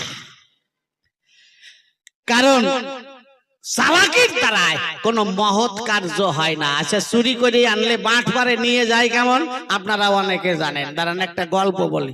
মায়েরা চলে যাচ্ছে কেন, রাগ করি যাবে না? ঠিক আছে। চুরি করে আনলে বাট পারে নিয়ে যায় কেমন জানেন? এক চোরা চুরি করে আনছে এক ঘোড়া, তাই চুরি করা ঘোড়া হাটে বিক্রি করতে যাচ্ছে, কিন্তু একজন গৃহস্বামী ওনার একটা ঘোড়ার দরকার। উনি রাস্তায় দেখে দাম করেছে, দাদা আপনার ঘোড়ার দাম কত? উনি বলছে 12,000 টাকা। বলছে আপনার ঘোড়াটা যেমন আপনি দাম ঠিকই চাইছেন, কিন্তু কাকা বাবু আমি তো অর্থনৈতিক ভাবে ঠেকা, আমার নাই অত টাকা, আমি অনেক কষ্টে 8,000 টাকা জোগাড় করে রাখছি, 8,000 টাকা আপনারে দিচ্ছি, ঘোড়াটা আমি চাই। চোরা করে বর্ণনা, ও দামে আমার ঘোড়া কেনাও না, শালা আনছে চুরি করি। 8,000 টাকা দাম করছে, তাতে চোরা বলছে ও দামে আমার কেনাও না। পিরাপিরি তো অনেক করলো, দিল না। হাটের দিকে যখন হাঁটা দেয়, গৃহস্বামী বলল দেখেন আমি তো একটা দাম করলাম, যদি হাটে গিয়ে এই দামে বিক্রি করেন তাহলে আর কাউরে দিয়েন না, একটু কষ্ট করে ঘোড়াটা সাথে করে নিয়ে আসেন, এই যে পাশেই আমার বাড়ি, টাকা আমার জোগাড় করা আছে, ঘোড়াটা দিয়ে যাবেন, টাকা নিয়ে যাবেন। আর আপনার ঘোড়া যদি আপনি বেশি টাকা পান তাহলে আপনার লাভ হবে, আপনি বিক্রি করে দেবেন, সেটা তো আর আমি নিষেধ করতে পারি না। এখন এই না দিয়ে চোরা যখন ঘোড়া নিয়ে হাটে দাঁড়াইছে, এক বাট পারে দেখে টের পাইছে শালা এই ঘোড়া চুরি করে আনছে। এখন ওই বাট পার চুরি করা ঘোড়া হাতাইয়ে নেওয়ার জন্য প্রস্তুতি নিচ্ছে, বুঝলে? বাটপার যারা ওরা স্পটে যায় না, চোর যারা চুরি করে আনে আর বাটপার টের পাইলে ওদেরকে বুদ্ধির দ্বারাই পরাজিত করিয়ে ওদের চুরি করা জিনিস হাতায় নিয়ে চলে যায়। এখন ওই বাটপারে টের পাইছে ঘোড়া চুরি করে আনছে, ও খরিদ্দার সাইজে ঘোড়া দাম করতে আইছে, একেবারে কোট ঠোঁট পরা, বুট টুট পরা আছে, মানে রাজপুত্র ফেল মারিয়া যাচ্ছে, টাই টাই বাঁধতে চলে আইছে। আসে বলছে দাদা আপনার ঘোড়ার দাম কত? সোরা কয় আমার ঘোড়ার দাম 12,000 টাকা। মুখ কালো করে মাথায় হাত দিয়ে বসে বসছে বাটপার। সোরা ভাবছে মনে হয় এত টাকা পয়সা নাই, খালি বাইরে ফুটানি পোশাক পরে আইছে, দাম হই নাই, শীতইয়া পড়ছে। এখন কয় দাদা ক্ষমা করবেন, আপনার তো ঘোড়া কিনা কাজ নাই, পাশে ছাগলের হাট আছে, ওই জায়গা যাইয়ে দেখে শুনে একটা কিনে নিয়ে চলে যান। বাটপার কয় দাদা আপনি আমাকে এইভাবে অপমান করতে পারেন না। কই করব কি, দাম শুই নাই আপনি মাথায় হাত দিয়ে বসে পারলেন, এরপরে ঘোড়া আপনি কিনতে পারবেন, আমি ভাববো কি করে? কয় না দাদা, আপনার ধারণাটা ভুল। আমার পোশাক পরিচ্ছদ দেখছেন, আমার 14 পুরুষ জমিদার, টাকা পয়সার আমার কোনো অভাব নাই। তাতে করে আমি শৌখিন মানুষ, কোনো কাজকর্ম করা লাগে না। আমি ঘোড়া দৌড় প্রতিযোগিতায় অংশগ্রহণ করি, আমি ঘোড়ার পিঠে করিয়ে যাতায়াত করি। আর আমি যদি প্রতিযোগিতায় অংশগ্রহণ করি তাহলে আমি হই ফার্স্ট। আমার সাথে কেউ পারিয়ে পারে না। কিন্তু আমার কপাল পড়ছে 6 মাস হয় আমার ঘোড়াটা মরিয়ে গেছে। এখন আমি আর ঘোড়া দৌড় প্রতিযোগিতায় অংশগ্রহণ করতে পারি না। এই 6 মাস ধরে আমি হাটে ঘুরে বেড়াই, যদি আমার মনের মতো একটা ঘোড়া পাই। তাই এর মধ্যে আর কোনো ঘোড়া এতদিন আমার পছন্দ হয় নাই। আজকে তোমার এই ঘোড়াটা দেখে আমার আবার পূর্বের সাহস জাগে উঠছে। আমি চিন্তা করেছি এই ঘোড়া যদি আমি নিয়ে যেতে পারি তাহলে আবার ঘোড়া দৌড় প্রতিযোগিতায় আমি ফার্স্ট হব। আমারে ঠেকাই কেটে, আমার তো টাকার অভাব নাই। এক পকেটের থেকে 1 বান্ডিল টাকা বার করছে, বাউ পকেটের থেকে আরেক বান্ডিল বার করে কয় দেখো টাকা দেখো। টাকার ব্যাপার না। কয় তাইলে তুমি বসে পড়লে কেন, মাথায় হাত দিয়ে দাম শুনিয়ে? কয় দাদা আমি এই জন্য বসে পড়লাম যে আমার মনোবাসনাটা পূর্ণ হইল না। তোমার এত সুন্দর ঘোড়া, আমি তো ভাবছি তুমি যদি 16 থেকে 18,000 টাকা দামও চাও, আমি 2,000 টাকা তোমার বকশিশ সহ 20,000 টাকা দিয়ে ঘোড়া নিয়ে চলে যাব। কিন্তু তোমার এত সুন্দর ঘোড়া, তুমি কেবল দাম চাইলে 12,000 টাকা। এই জন্য ভাবলাম সর্বনাশ হয়েছে, ঘোড়ার ছাতা তো খোরা, এ তো দৌড়াই না। নইলে এত ভালো ঘোড়ার দাম এত কম টাকা হয়, তাহলে তো আমি ফার্স্ট হতে পারবো না। এই জন্য বসে পারলাম। চোরার ইগো হট হয়ে গেছে, চোখ রাঙাইয়া কয় কি আমার ঘোড়া খোরা, এই নাও সরি, মানে চাবুক ধরিয়ে দিয়েছে। এই ঘোড়ার পিঠে সরিয়ে একটু দাবড়াইয়া দেখো। বাটপার ভাবে তাই, ওই মাতব্বরিটাই তো আমি চাই। মনে মনে ভাবতিছে একবার যদি তোর ছড়ি নিয়ে ঘোড়ার পিঠে ছড়ি, তাহলে তুই টের পাবি তোর ঘোড়া নিয়ে আমি কোন দেশে যাই। চোরা ছড়ি ধরিয়ে দিয়েছে, বাটপার ছড়ি নিয়ে লাফ দিয়ে ঘোড়ার পিঠে উঠে 2 চাবুক মারিয়ে দিয়েছে। ঘোড়া দৌড় আরম্ভ করছে টকবক টকবক করিয়া, একটু দূরে গিয়ে আর 2 চাবুক কইসে দিয়েছে। ঘোড়া গতি বাড়ায় দিয়েছে, টকবক টকবক টকবক করে যাচ্ছে যাচ্ছে যাচ্ছে যাচ্ছে। ঘন্টা 3 হয়ে গেছে, ঘোড়া আর ফেরত আসে না। চোরা টের পাইছে, আমারে বাটপারে নাগাল পাইছে। এই ঘোড়া এতক্ষণ দৌড়াতি দৌড়াতি রামায়ণ মহাভারতের দেশ পাস হয়ে গেছে। এখন বোসা মুখ খোসা করিয়ে ঘোড়া তো বাটপারে নিয়ে গেছে, বাড়ির দিক আটাতেছে, রাত হয়ে গেছে। কিন্তু যে গৃহস্বামী ঘোড়া দাম করছিল, উনি মনে আশা নিয়ে রাস্তার ধারে দাঁড়ায় রয়েছে, যদি ঘোড়া নিয়ে ফিরে আসে, বিক্রি যদি না হয় তাহলে আমি ঘোড়াটা পাবা নেই। কিন্তু অন্ধকারে যাচ্ছে, টের পাইছে ঘোড়া নাই, মনে ভাবছে সর্বনাশ, তাহলে ঘোড়া বিক্রি হয়ে গেছে। এখন উনি পাশ থেকে ডাক দিয়েছে, ও দাদা আপনি তো ঘোড়া নিয়ে গেছিলেন। কয় হ গেছিলাম। কি হয়েছে? কয় না কিছু হয় নাই, আমি সেই মানুষ, আপনার ঘোড়াটা দাম করছিলাম, আপনি তো 8,000 টাকায় আমাকে দিলেন না। তা কত বেশি টাকায় বিক্রি করলেন, কত টাকা লাভ হইল?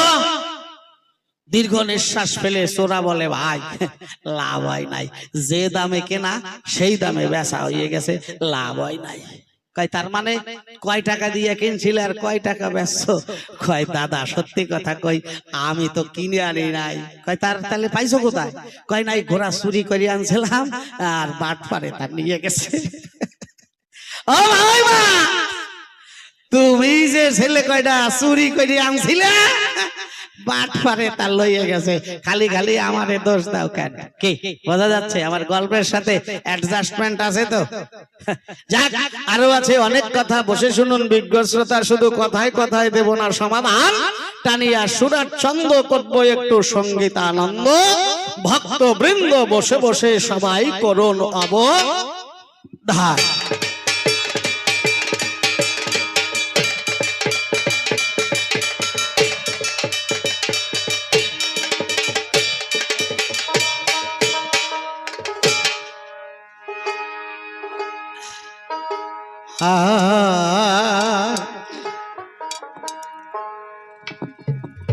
ও বঝরে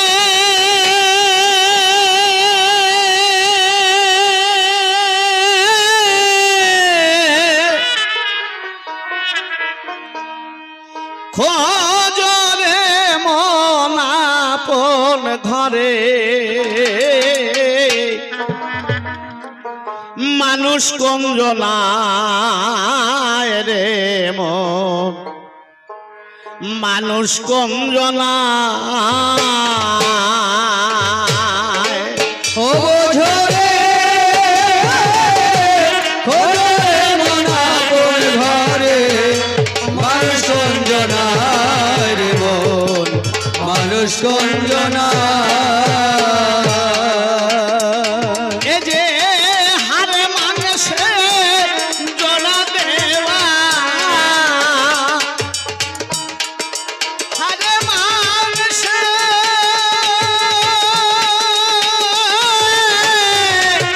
হারে মানুষে জলা দেওয়া হায় কি মজা ঘরে খানা মানুষ কঞ্জনায় রে মন মানুষ কঞ্জনায় ও বোঝরে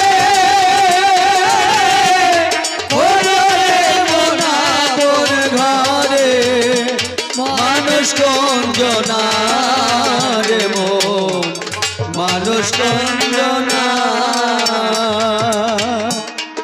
নীরব হয়ে থাকবে এই ঘর সেনা থাকলে এই ঘরের ভিতর একদিন তার খবর করলি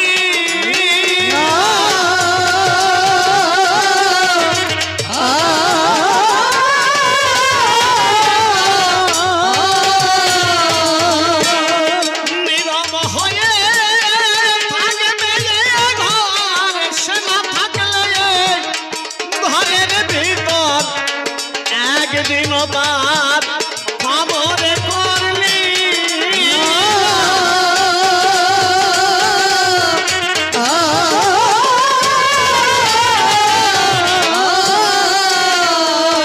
সেদে চলে ফেরে যখন তখন চলে ফেরে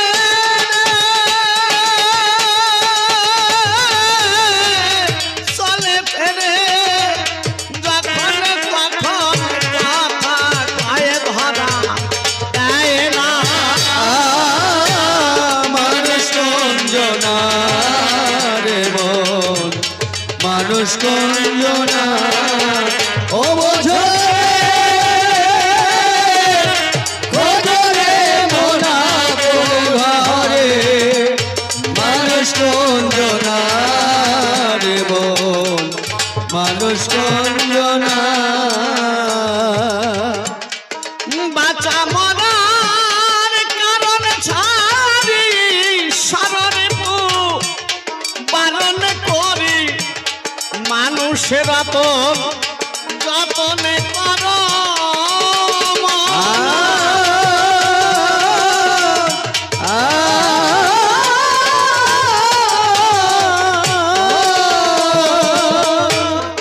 বাঁচা মরার কারণ ছাড়ি শরণে বারণ করি মানুষেরা তো যতনে কর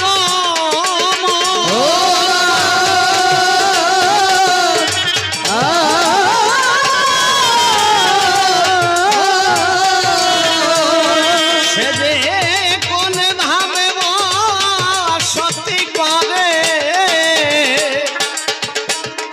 কোন ধামে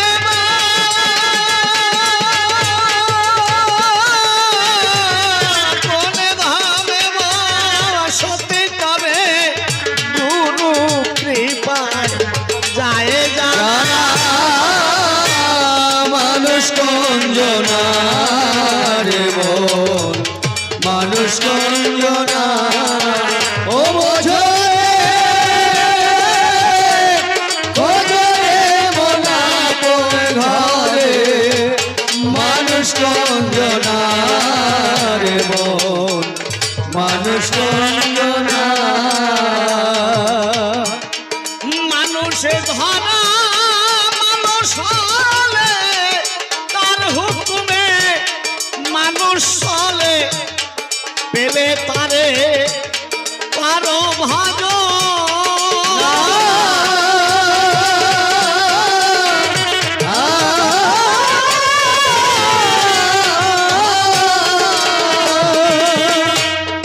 মানুষে ধরা মানুষ হলে তার হুকুমে মানুষ চলে পেলে পারে কারো ভাজ না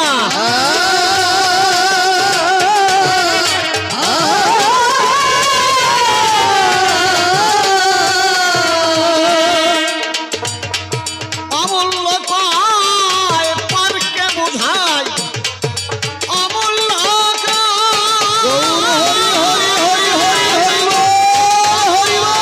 পারকে বোঝায় নিজে কিছুই বুঝলাম না মানুষ কঞ্জনা রে মন মানুষ কঞ্জনা ও বোঝো বোঝো রে মোনা তোর ঘরে মানুষ কঞ্জনা রে মন মানুষ কঞ্জনা আজি কাব্যদ্বন্দ্বে কৃষ্ণই আমি সভারি সদন বিপক্ষে কান্ধারি জননী জানেন ভক্তগণ গান্ধারী জননী তার মনের ব্যথার কথা বলেছে যুদ্ধে তার 100 ছেলে মারা গেছে ছেলেদের মুখ দর্শন করতে রণাঙ্গনে আসলে তার পশ্চাতে এসে হাসির ধ্বনি শুনে আমাকে দেখে বলেছিল পুত্রা আমার দুঃখের সময় হাসি দিয়ে কাজটা ভালো করলে না তুমি হাসলে কেন আমি সমাধানে বললাম আমি হাসি নাই মা ওই মা থাকিও সামাল তোমার স্বভাবে দুষ্ট হয়ে হেসেছে মহাকাল কেনই তোমার ছেলে মারা যায় গো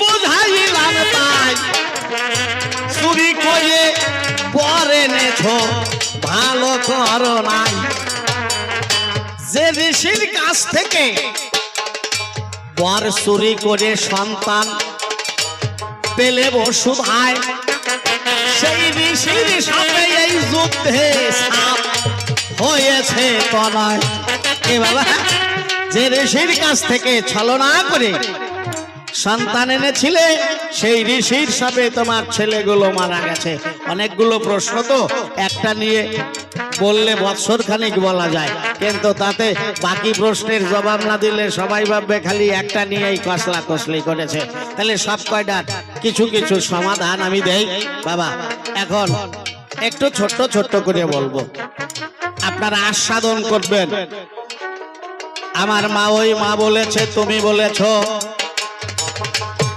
এই সাধুর পরিত্রাণ অসাধুদের বিনাশিতে আমি আসি ভগবান তাহলে প্রথম বলো এই সংসারে গো সাধু কোন হয় তাই তোমার কাছে আজ জানতে অভিপ্রায় কে সাধু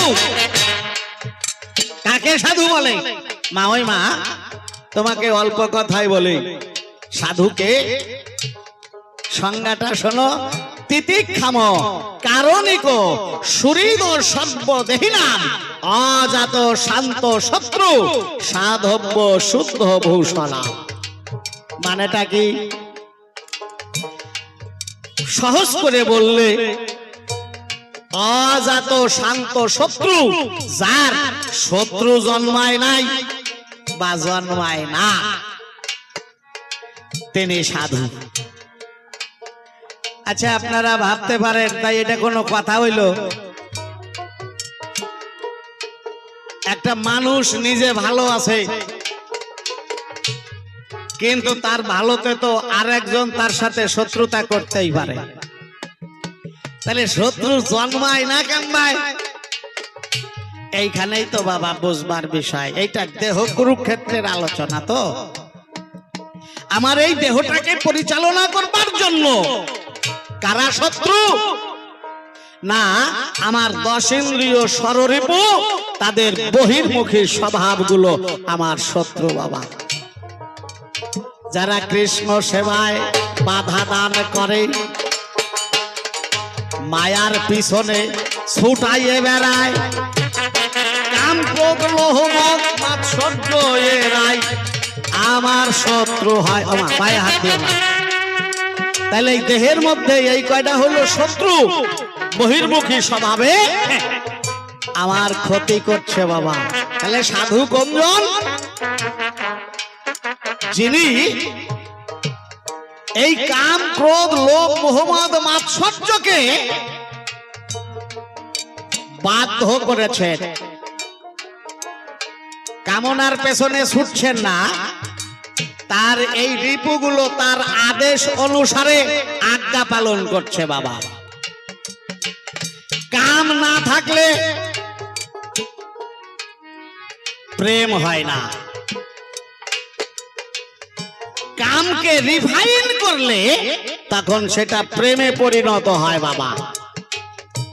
যে কামের দ্বারায় মানুষকে মায়ার পিছনে ছোটায়, একজন পুরুষকে যুবতী নারীদের পেছনে ছোটায়, নিজের স্ত্রী থাকতে অন্যের স্ত্রীর কাছে নিয়ে যাবার জন্য প্রলোভন দিয়ে লক্ষ্যভ্রষ্ট করে দেয়, এইটা বহির্মুখী স্বভাব বাবা। এটাকে যদি কেউ বাধ্য করে অন্তর্মুখী করে গুরু সেবার সাথী করতে পারে, ধন্য সেই মানুষের জীবন, প্রণাম করে তারে।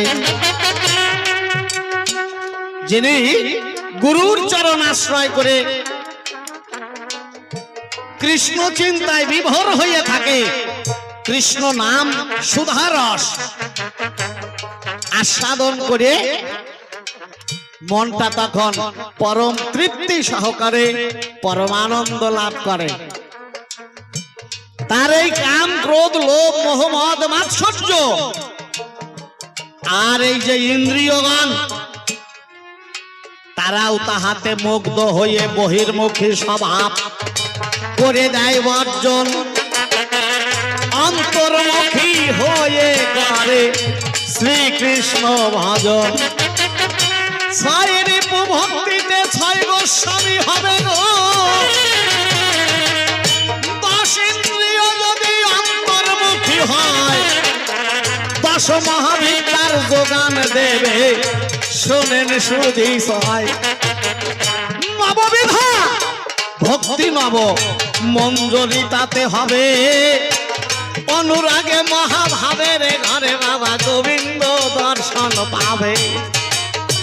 যাহাকে আস্বাদনে করলে জগতে আর কোনো আস্বাদনার নাই, তার চরণে সকল গতি পরানো কানাই। এই দেহ কুরুক্ষেত্র, এটাই আবার বৃন্দাবন হয়ে রাধা কৃষ্ণের যদি একেবারে যুগল দর্শন হয়, সেই মানুষের আর শত্রু থাকে না বিশ্ব বসুধায়। দেহের শত্রুরা যখন শত্রুতা ভুলে যায়, বাইরের শত্রু তার কোনো ক্ষতি করতে পারে না বাবা। আমাদের মরণটা কিসে হয় বাবা, এর মধ্যে দিয়ে বুঝে নিতে হবে মরা কাকে বলে। একদিন আমরা জন্মগ্রহণ করি মাতৃগর্ভ হতে ভূমিষ্ঠ হয়ে, আবার কিছুদিন লীলার শেষে একদিন এই বাতাসটা আসা যাওয়া বন্ধ করে দেয়, আমার দেহটা পড়ে থাকে। সারা শব্দ না পেলে মানুষ তাকে মরা বলে শেষের কার্য সমাধা করে নেয়। এই শেষটাকে বলা হয় মরা।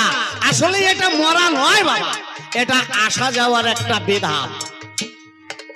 জগতে জন্ম নিলে তাকে মরতে হবে, আবার মারা গেলে তাকে আবার জন্ম নিতে হবে। এটা গীতায় ভগবান বললেন, জাতস্যহি ধ্রুব মৃত্যু ধ্রুবং জন্ম মৃতস্য চ। জাত ব্যক্তির মৃত্যু যেমন নিশ্চিত, তেমনি মৃত ব্যক্তির আবার জন্মটাও সুনিশ্চিত। কিন্তু আসলে মরা কারে কয়?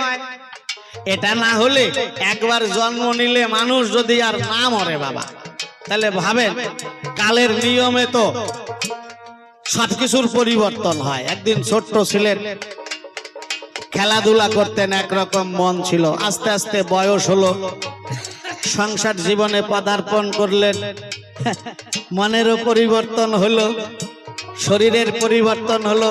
এখন অনেকে বার্ধক্যে এসে পৌঁছাইছে, মনের আরো পরিবর্তন হয়ে গেছে। এর সাথে সাথে দেখেন কর্মক্ষমতাও কমিয়ে গেছে।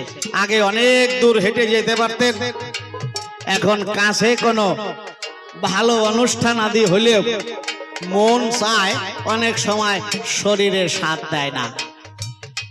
যদি ভাবেন যাব, পাকে যদি আদেশ করেন পা চলো যাই বৃন্দাবন বাসরে, আগেই চিন্তা হবে কত দূর, 10 কিলোমিটার। ওরে বাবা পারবো না রে।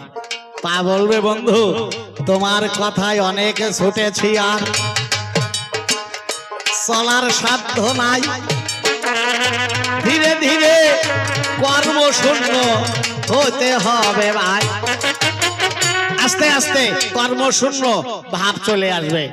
একদিন অথর্ববৎ বিছানায় শয্যাশায়ী হবেন, খাবারও ওখানে খেতে হবে, বাহ্য ক্রিয়াও সেখানেই সারতে হবে।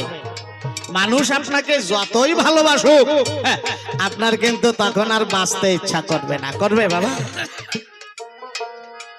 তো এই জন্য ভগবান কি বলেছেন, বাসাংশি জীর্ণানি যথা বিহায় নবানি গৃহ্ণাতি নরহ পরাণি তথা শরীরানি বিহায় জীর্ণান্নানি সংজাতি নবানি দেহি। এই জামা কাপড় পুরাতন হলে যেমন নতুন পরিধেয় পরে মানুষ আনন্দ পায়, দেহটাও তোমার খাসা জামা কাপড়ের মতো মিথ্যা কথা নয়। এই বাসাটা যেদিন জরাজীর্ণ হবে গো, আত্মা নামক অচেনা পাখির বসবাসের অযোগ্য হয়ে যাবে। এই পুরাতন দেহ ফেলে দিয়ে একটা নূতন দেহ নেবে। এইটা হচ্ছে জগতের বিধান। তাহলে মরা কোনটা বাবা? মরা হচ্ছে কামনায়। যদি কারো পিতৃধন আত্মসত্তা বিনষ্ট হয়, সংসার জীবনে স্বামী স্ত্রীর মিলনের মধ্য দিয়ে সন্তান হলে ক্ষতি হয় না বাবা, কিন্তু ওই মহামূল্যবান সম্পদটা যদি কামনায় ব্যভিচারগ্রস্ত হয়ে অকারণে নষ্ট হয়, তাহলে তাহাকে মূলত মৃত্যু বলা হয় বাবা। কারণে অকারণে ঘন ঘন ধন হারালে দেহটা ধীরে ধীরে দুর্বল হয়ে যায়। অকালেই বার্ধক্য আসে দেহের গায়ে। এই যে আপনারা এখানে যারা 60 বছরের ঊর্ধ্বে রয়েছেন, তারা এখনো একভাবে বসে রয়েছে, কিন্তু 30-40 বছরের যুবক ছেলেরা যদি থাকে, তাদের দিকে তাকাইয়ে দেখেন, ওরা একভাবে বসে থাকতে পারতেছে না। বাস্তব। এরা বলে কি না, এরা বলে তোমরা ভালো ভালো খাবার খাইছাও, আমাকে কি খাওয়াও, আমরা তো বিষ খাই। আরে বিষ খাইয়ে যদি হজম করিয়ে ফেলায়, তাহলে সমস্যাটা কি? যেটা মেন কথা, সেইটার দিকে লক্ষ্য নাই বাবা। এরা নিয়ম মানে না, কিছু বিধানের ধার ধারে না। এরা ভাবে আমরা যেটা করি সেইটাই ঠিক। আমরাই বয়স্কদের চাইতে বেশি বুঝি। ওই যে কি কয় বাবা, ওই ব্যাকডেটেড বুড়ো মানুষের পুরনো কথা শুনলে কয় তোমরা সেই ব্যাকডেটেড মানুষ। কিন্তু এখন আমাদের উন্নত সমাজ, আমরা সেইভাবে চলবো। কিন্তু কিসে আসল উন্নতি? বলি সবার ঠাই যারা জানে তাদের কাছ থেকে জেনে নেওয়া চাই। তোমার টাকা আছে, চাকরি করতেছো, তাইতে মাতব্বর হইয়া গেলে হবে না। আনন্দ পাওয়ার জন্য তোমার দেহটা সুস্থ রাখতে হবে। তোমার চলার জন্য একটা স্করপিও গাড়ি আছে, কিন্তু তুমি যদি অসুস্থ হও, গাড়িতে তুমি চলবে কেমন করে? আগে তোমার এই গাড়িটাকে তোমার সুস্থ রাখতে হবে। দেহটা সুস্থ আর আনন্দময় করতে হলে গো সদ্গুরুর চরণে করিবে আশ্রয়। গুরু যদি করুণা করে তোমায় সেই তত্ত্ব জানাইয়ে দেয়, তাহলে দেখবে তোমার জীবনটাই আনন্দময় হবে। ধৈর্যশীল হয়ে উঠবে হৃদয়। ব্যভিচারে ধন হবে না আর নষ্ট। তোমার স্বভাবে সহায় হবে কৃষ্ণ জগদীষ্ট। অর্জুনের মতো তোমার রথের সারথি গো শ্রী গোবিন্দ হবে। একবার দত্ত ভুলে হরি হরি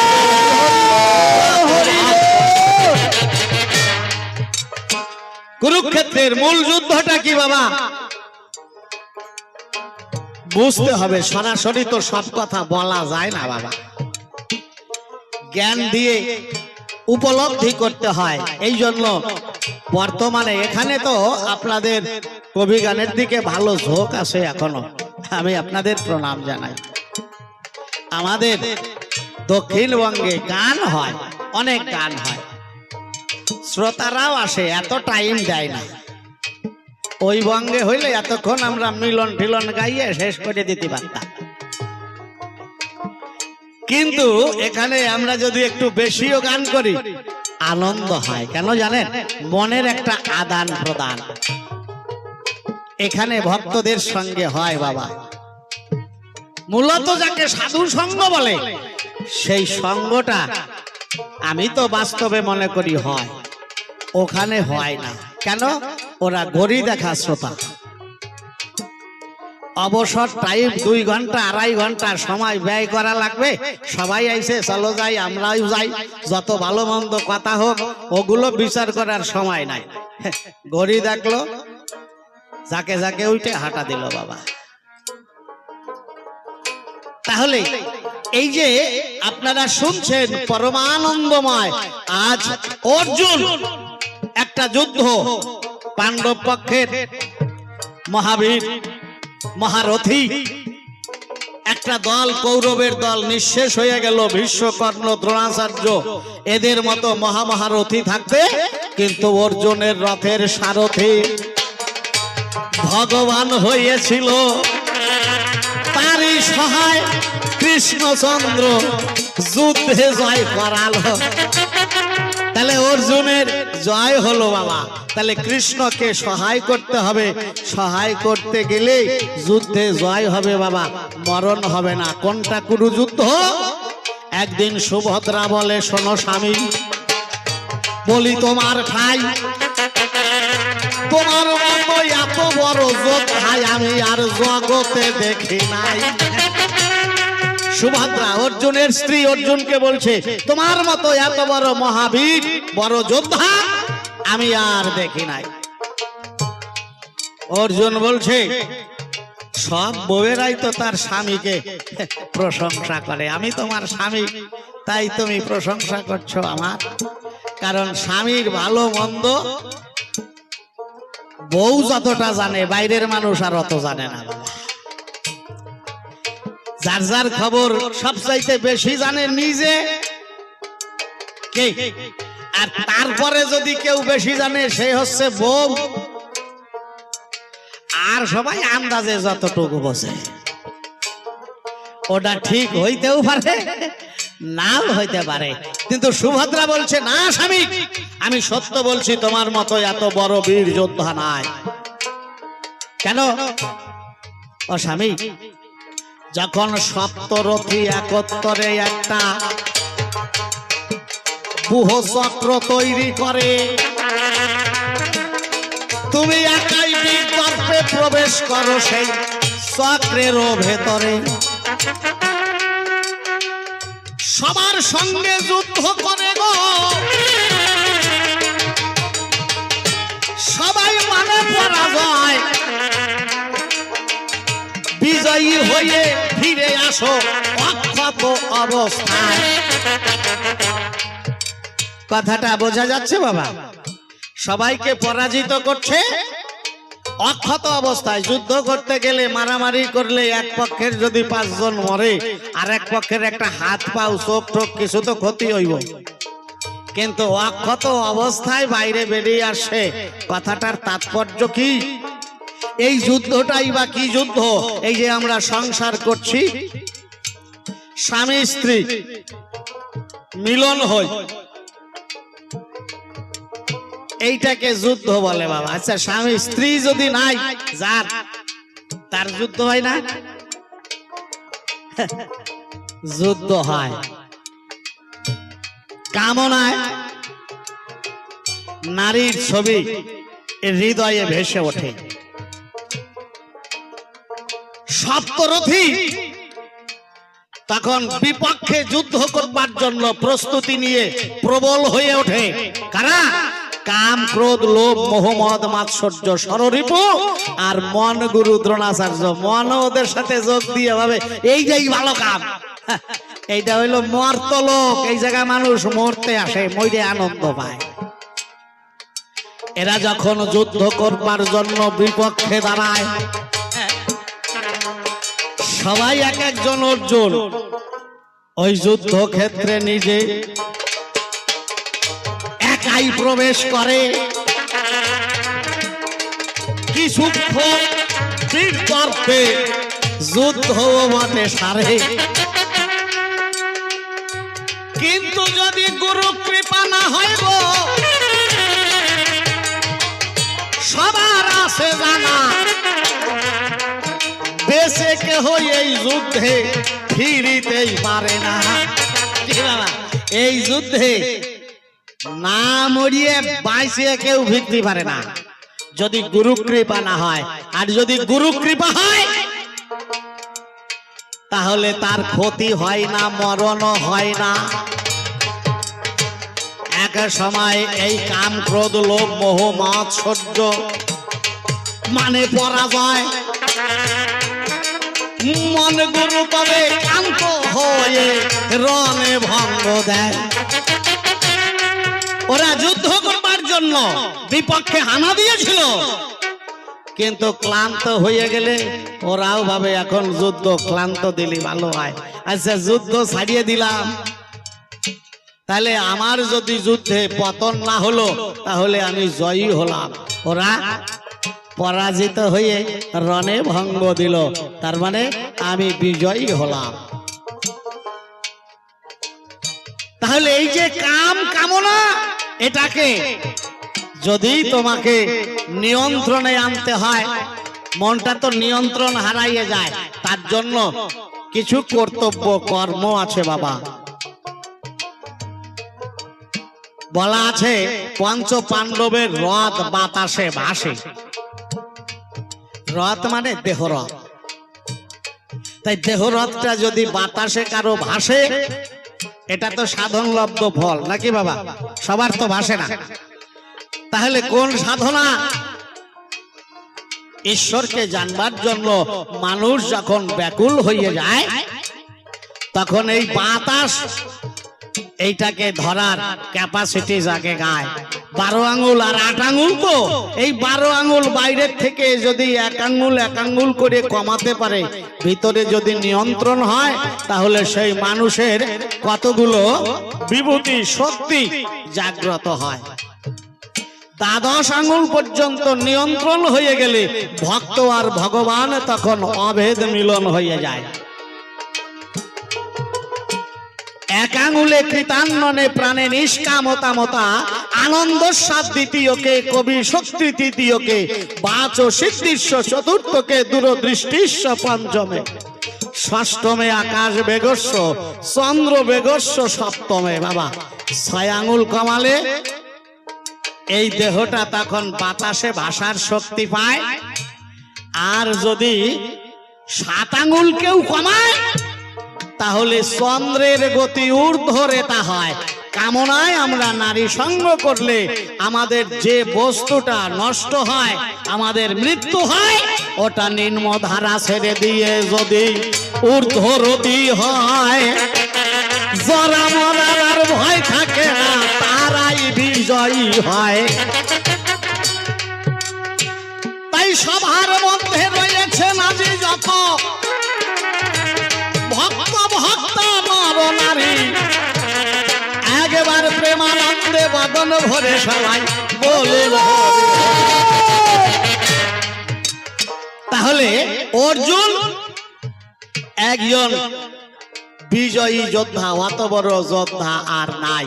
এবার কি বললো বাবা, অবস্থাটা শোনেন, এতেই আপনাদের কুরুক্ষেত্রের প্রশ্নের সমাধান আসবে যদি অনুধাবন করতে পারেন। তাই সুভদ্রা বলল, স্বামী এই যুদ্ধের আগম নিগম তত্ত্ব আলোচনা করে ধৈর্য সহকারে একটুখানি তুমি বুঝাইয়ে দাও মনে। এই কুরুক্ষেত্রে তুমি যে একজন মহাযোদ্ধা, বিজয়ী বীর, এই চক্রব্যূহ যুদ্ধের আগম নিগম তত্ত্বটা আমি একটু জানতে চাই। আগম শব্দে আসা, জগতের দুটো তত্ত্ব, একটা আগম তত্ত্ব, যে তত্ত্বের উপরে আমরা সবাই জগতে এসেছি। নিগম তত্ত্বটা কি? আমরা এই দেশের মানুষ নই, আমরাও আনন্দের ধন, অমৃতের সন্তান। ছিন্নন্ত বিশ্বে অমৃতস্য পুত্রা আয়ধামানি দিব্যানি তস্তু। আমরা সবাই সেই আনন্দে ছিলাম। তাহলে নিগম তত্ত্ব আমরা মায়ায় আমার সেই আনন্দের ঠিকানায় ফিরে যাওয়ার পথ আমরা ভুলে গেছি বাবা। যদি কৃষ্ণ চিন্তায় বিভোর হয়ে কেউ সেই পথ স্মরণে রাখতে পারে, লীলার শেষে পৌঁছাইয়ে যাবে আনন্দ নগরে। তবে সেই আনন্দে গিয়ে ভগবানের সঙ্গে গো ভক্ত যদি অভেদ মিলন হয়, তবেই কিন্তু নিগম তত্ত্ব তারে বলা হয়। নিগম তত্ত্ব মানে এই মায়ার বন্ধনকে কর্তন করে আবার নিজের স্বধামে আনন্দপুরীতে ফিরে যাওয়া। আর বুহ চক্র যুদ্ধের আগম নিগম, চক্রবুহের মধ্যে যুদ্ধের জন্য প্রবেশ করা তাকে আগম তত্ত্ব কয়। প্রথা অনুসারে সবাইকে পরাজিত করে যদি বাইরে আসা যায়, এইটাই তাহার নিগম তত্ত্ব।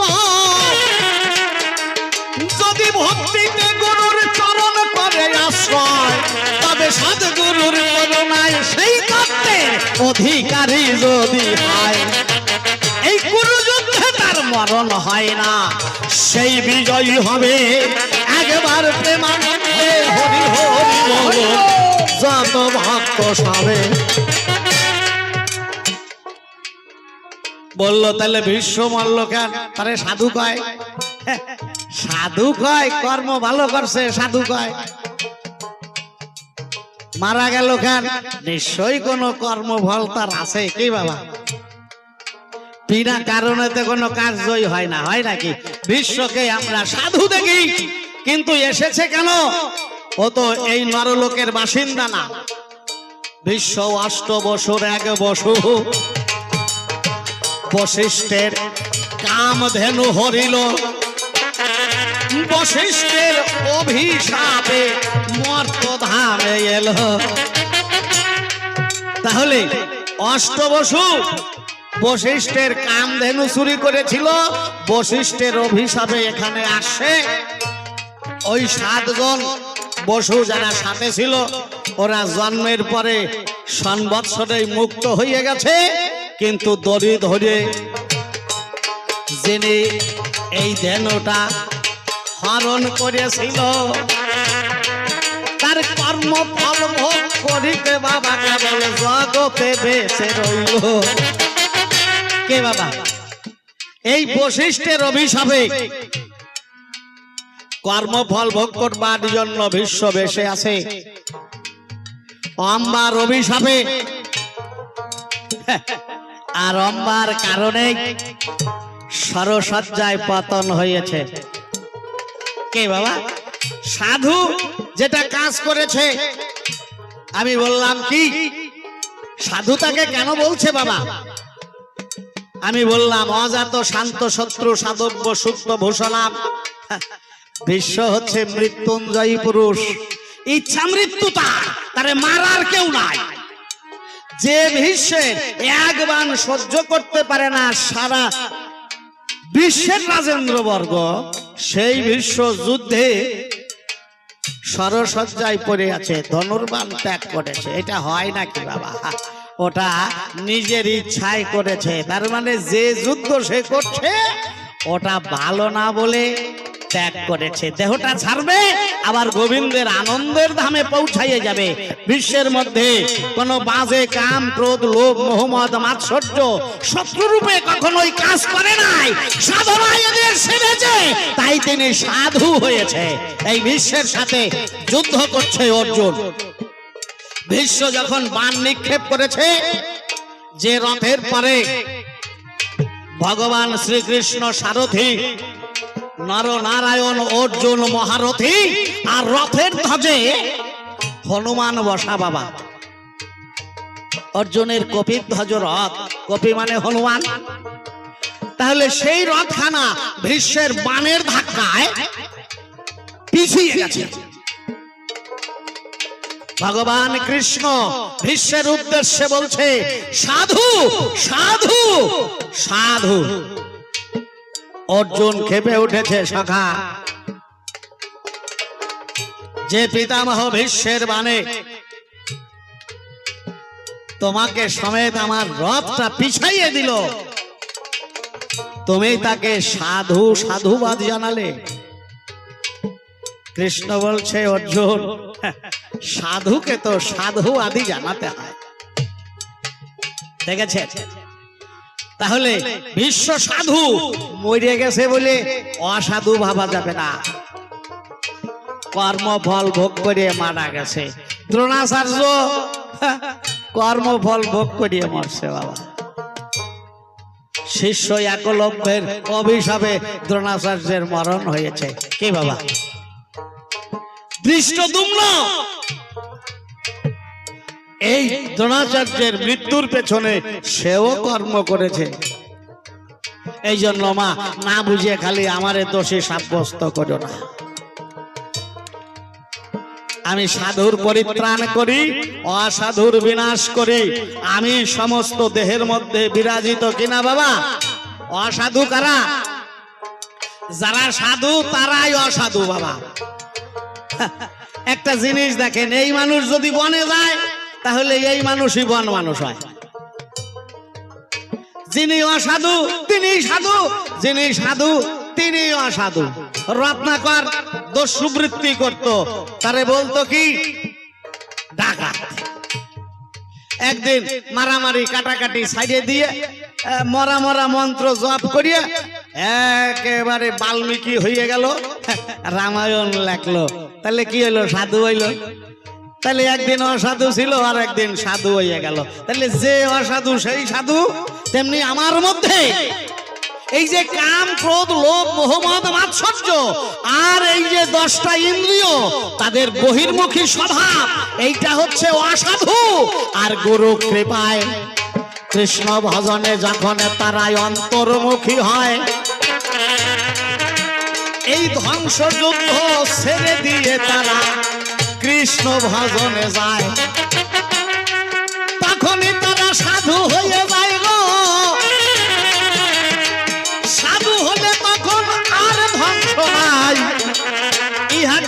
সাধুর পরিত্রাণ বলে মা বুঝে নেওয়া যায়। কে বাবা সাধুর পরিত্রাণ বোঝাইতে পারলাম? অনেক রকম একটা আলোচনা বললাম, একটা কথা দিয়ে সব বোঝা যাবে না বাবা। আবার কেউ কেউ আছে নিজে ভালো আছে কিন্তু আরেকজনের কাছে সেটা মনের মতো হচ্ছে না, তার কিছুটা শক্তি আছে, শক্তির অপব্যবহার করে তার উপরে কিছুটা দোষারোপ করে অভিশাপের দ্বারায় কষ্টের মধ্যে ঠেলে দিয়েছে। সেই সমস্ত সাধুদেরও পরিত্রাণ আমি এই লীলার মধ্যে যখন আসা যাওয়া করি তার মধ্যে করে থাকি বাবা। যেমন জয় বিজয় দুই ভাই ভগবানের তারের দাড়ি ছিল, ভগবান একদিন বিশ্রামে যেতে তাদের আদেশ দিল। ভগবান বলল জয় বিজয় আমি বিশ্রামে যাব, এখন যদি কেউ তারে আসে তাহলে তার ছেড়ে দিও না। ভগবান বিশ্রামে গেল, জয় বিজয় দ্বারে তার রক্ষা করতে দাঁড়ালো সনক সনকাদি চতুষ্ষণ ঋষি, ব্রহ্মার মানুষ পুত্র যারা জয় বিজয়ের নিকটে তারে হাজির হলো তারা। এই সনক সনকাদি এরা বলল আমরা ভেতরে যাব, তার ছাড়ো। জয় বিজয় বলল একটু অপেক্ষা করুন, ভগবান বিশ্রামে আছে, এখন তার ছাড়া যাবে না। ওরা বলল না আমাদের অত সময় নাই, আমরা মর্ত ধাম থেকে সশরীরে অনেক কষ্টে এসেছি, ভগবানকে একটু দর্শন করব, ফিরে যাব। জোর করে ঢুকতে গেল, জয় বিজয় ভগবানের বাক্য রক্ষা করলো। মূলত জয় বিজয়ের কোনো দোষ আছে? দোষ নাই, তাহলে তারা সাধু। কিন্তু সনক সনকাদি চতুষ্ষণ ঋষি অভিশাপ করে দিল জয় বিজয় দত্তের মতো আচরণ করলে মনে জাগলো তাপ, রাক্ষসে কুলে গিয়ে জন্ম ধরো দিলাম অভিশাপ। তোমাদের রাক্ষস কুলে জন্ম নিতে হবে। জয় বিজয় অভিশাপে শুনে চোখের জলে ভগবানের চরণে গিয়ে বলতে লাগলেন ঠাকুর এখন উপায়। ভগবান বলল আর কোনো বিকল্প উপায় নাই, ব্রহ্ম বাক্য অব্যর্থ, তোমাদের মর্তধামে রাক্ষস কুলে জন্ম নিতে হবে। কিন্তু ভক্ত কখনো ভগবানের বিরুদ্ধে কোনো আচরণ করে না। জয় বিজয় কেঁদে কেঁদে বলল প্রভু আমরা তোমার কার্য তোমার কথা রক্ষা করবার জন্য দাঁড়িয়েছিলাম, তাতে যদি আমাদের রাক্ষস কুলে জন্ম নিতে হয় আপত্তি করব না। চরণে চোখের জল দিয়ে বন্দনা করে বলল প্রভু আমরা যে কেবল তোমাকে হারা হয়ে বাঁচতে পারবো না। প্রভু কথা হবে যদি রাক্ষস কুলে গিয়ে জন্ম ধরি তুমি সেখানে গিয়ে আমাদের সম্মুখে দর্শন দেবে। ভগবান বলল জয় বিজয় তোদের মতো ভক্ত না হলে আমিও যে সুখ পাবো না। তোরা জগতে রাক্ষস কুলে গিয়ে জন্ম নিলে আমিও সংসারে যাব, আমার সঙ্গে তোদের দেখা হবে, তোরা আমাকে চিনতে পারবি। তবে মনে রাখিস যদি শত্রু হয়ে থাকতে পারিস তাহলে 3 জন্মে উদ্ধার পাবি। অন্তরে দাগে ভেবে মিত্র হলে উদ্ধার পেতে তোদের 7 জন্ম যাবে। দেখেছে তাহলে জয় বিজয় ওরা খারাপ কাজ করে নাই, সাধু। কিন্তু আর একজন তার স্বার্থের ব্যাঘাত হয়েছে, তাকে হীনকুলে জন্ম দিয়েছে। সাধু জয় বিজয় তারা এসে রাক্ষস কুলে জন্ম নিয়েছে, তাই আমি রাম অবতারে এসে করুণা করে সেই জয় বিজয় রাবণ কুম্ভকর্ণ তাদের উদ্ধার করি। একেবারে দ্বিধা দ্বন্দ্ব ভুলিয়া সবাই হরি হরি যুগে যুগে আমি এইভাবেই আসা যাওয়া করি বাবা। অনেকগুলো প্রশ্ন করেছে, আর কোন প্রশ্নের জবাব বাকি আছে বাবা? আমার তো মনে হয় না এরপরে আর কিছু আরো প্রশ্ন আছে নাকি? আমার তো মনে নাই। যাকে যদি থাকে আমার মা ওই মা এসে আপনাদের একটু মনে করাই দিয়ে যাক, তার মতো করে একটু বলুক, তারপরে বলবা না। একা একা বললে পরে কবি গানের ভালো আনন্দ হয় না বাবা। এই জন্যই আমার মা ওই মা এখনই আসিবে, তাহার ভাবের কথা বলে খুলিয়া বলিবে। মা ওই মা, তুমি তো তোমার ছেলেগুলোরে ভালো শিক্ষাই দাও নাই। মা হয়ে তুমি যদি তাদের ভালো শিক্ষা দান করতে, তাইলে তাদের এরকম ভয়ঙ্কর পরিণাম হইতো না। অনেক কথা আছে, পরে পরে বলবানে, একসাথে বলা ভালো না, ভাগে ভাগে বললেই ভালো হয়। তবে প্রথমবারে আর তাহারে বলবো না, ছেড়ে দিয়ে যাবো আমার কবির কল্পনা। যেভাবে মা ওই মা প্রশ্ন করলো দান, ধরিয়ে ধরিয়ে সাধ্য মতো দিলাম সমাধান। দেখি এরপরে এসে কোন কথা কয়, কোন ভাবে দেয় তাহার ভাবের পরিচয়। সভাতে দেখি আমি ভকত সুজন, বন্দনা করে আমি সবারই চরণ। শুভ আশিস সবাই করবেন দান, যেন আমার মাঝে ফোটে গুরুর কাব্যের ফুল বাগান। এখানে যারা আজ রয়েছে সভায়, নিবেদন করি আমি ঠাকুরের উপায়, সবারই যেন সুমঙ্গল হয়, হৃদয়খানা আনন্দে পরিপূর্ণ রয়। শোনো শোনো শোনো তুমি স্বয়ংগিরিধারী, আমার এই নিবেদন আজ করি। সকলের রথের সারথি তুমি হবে, অর্জুনের মতো সবাইকে চালাইয়ে নেবে। যতদিন থাকবে এই বিশ্ববসুধায়, তারা যেন তোমার প্রতি ভক্তি করতে পারে পায়, তাদেরকে আশ্রয় করে থাকিবে সর্বক্ষণ। চরণে তোমারই রইল নিবেদন, আর বেশি বলে আমার নাই প্রয়োজন। আমার মতো ভাবে এখানে করি সম্বরণ, দেখি এসে মা ওই মাতা কোন কথা কয়, কোন ভাবে দেয় তাহার ভাবের পরিচয়। আমি কেন বেশি কথা বলবো, কারণ তাই আমার মতো ভাবে এখানে করবো সমাপন। এই পর্যন্তই প্রথমবারে আমার ভাব দিলাম সাঙ্গ করি। জয় জয় রাধা কৃষ্ণ প্রেমা।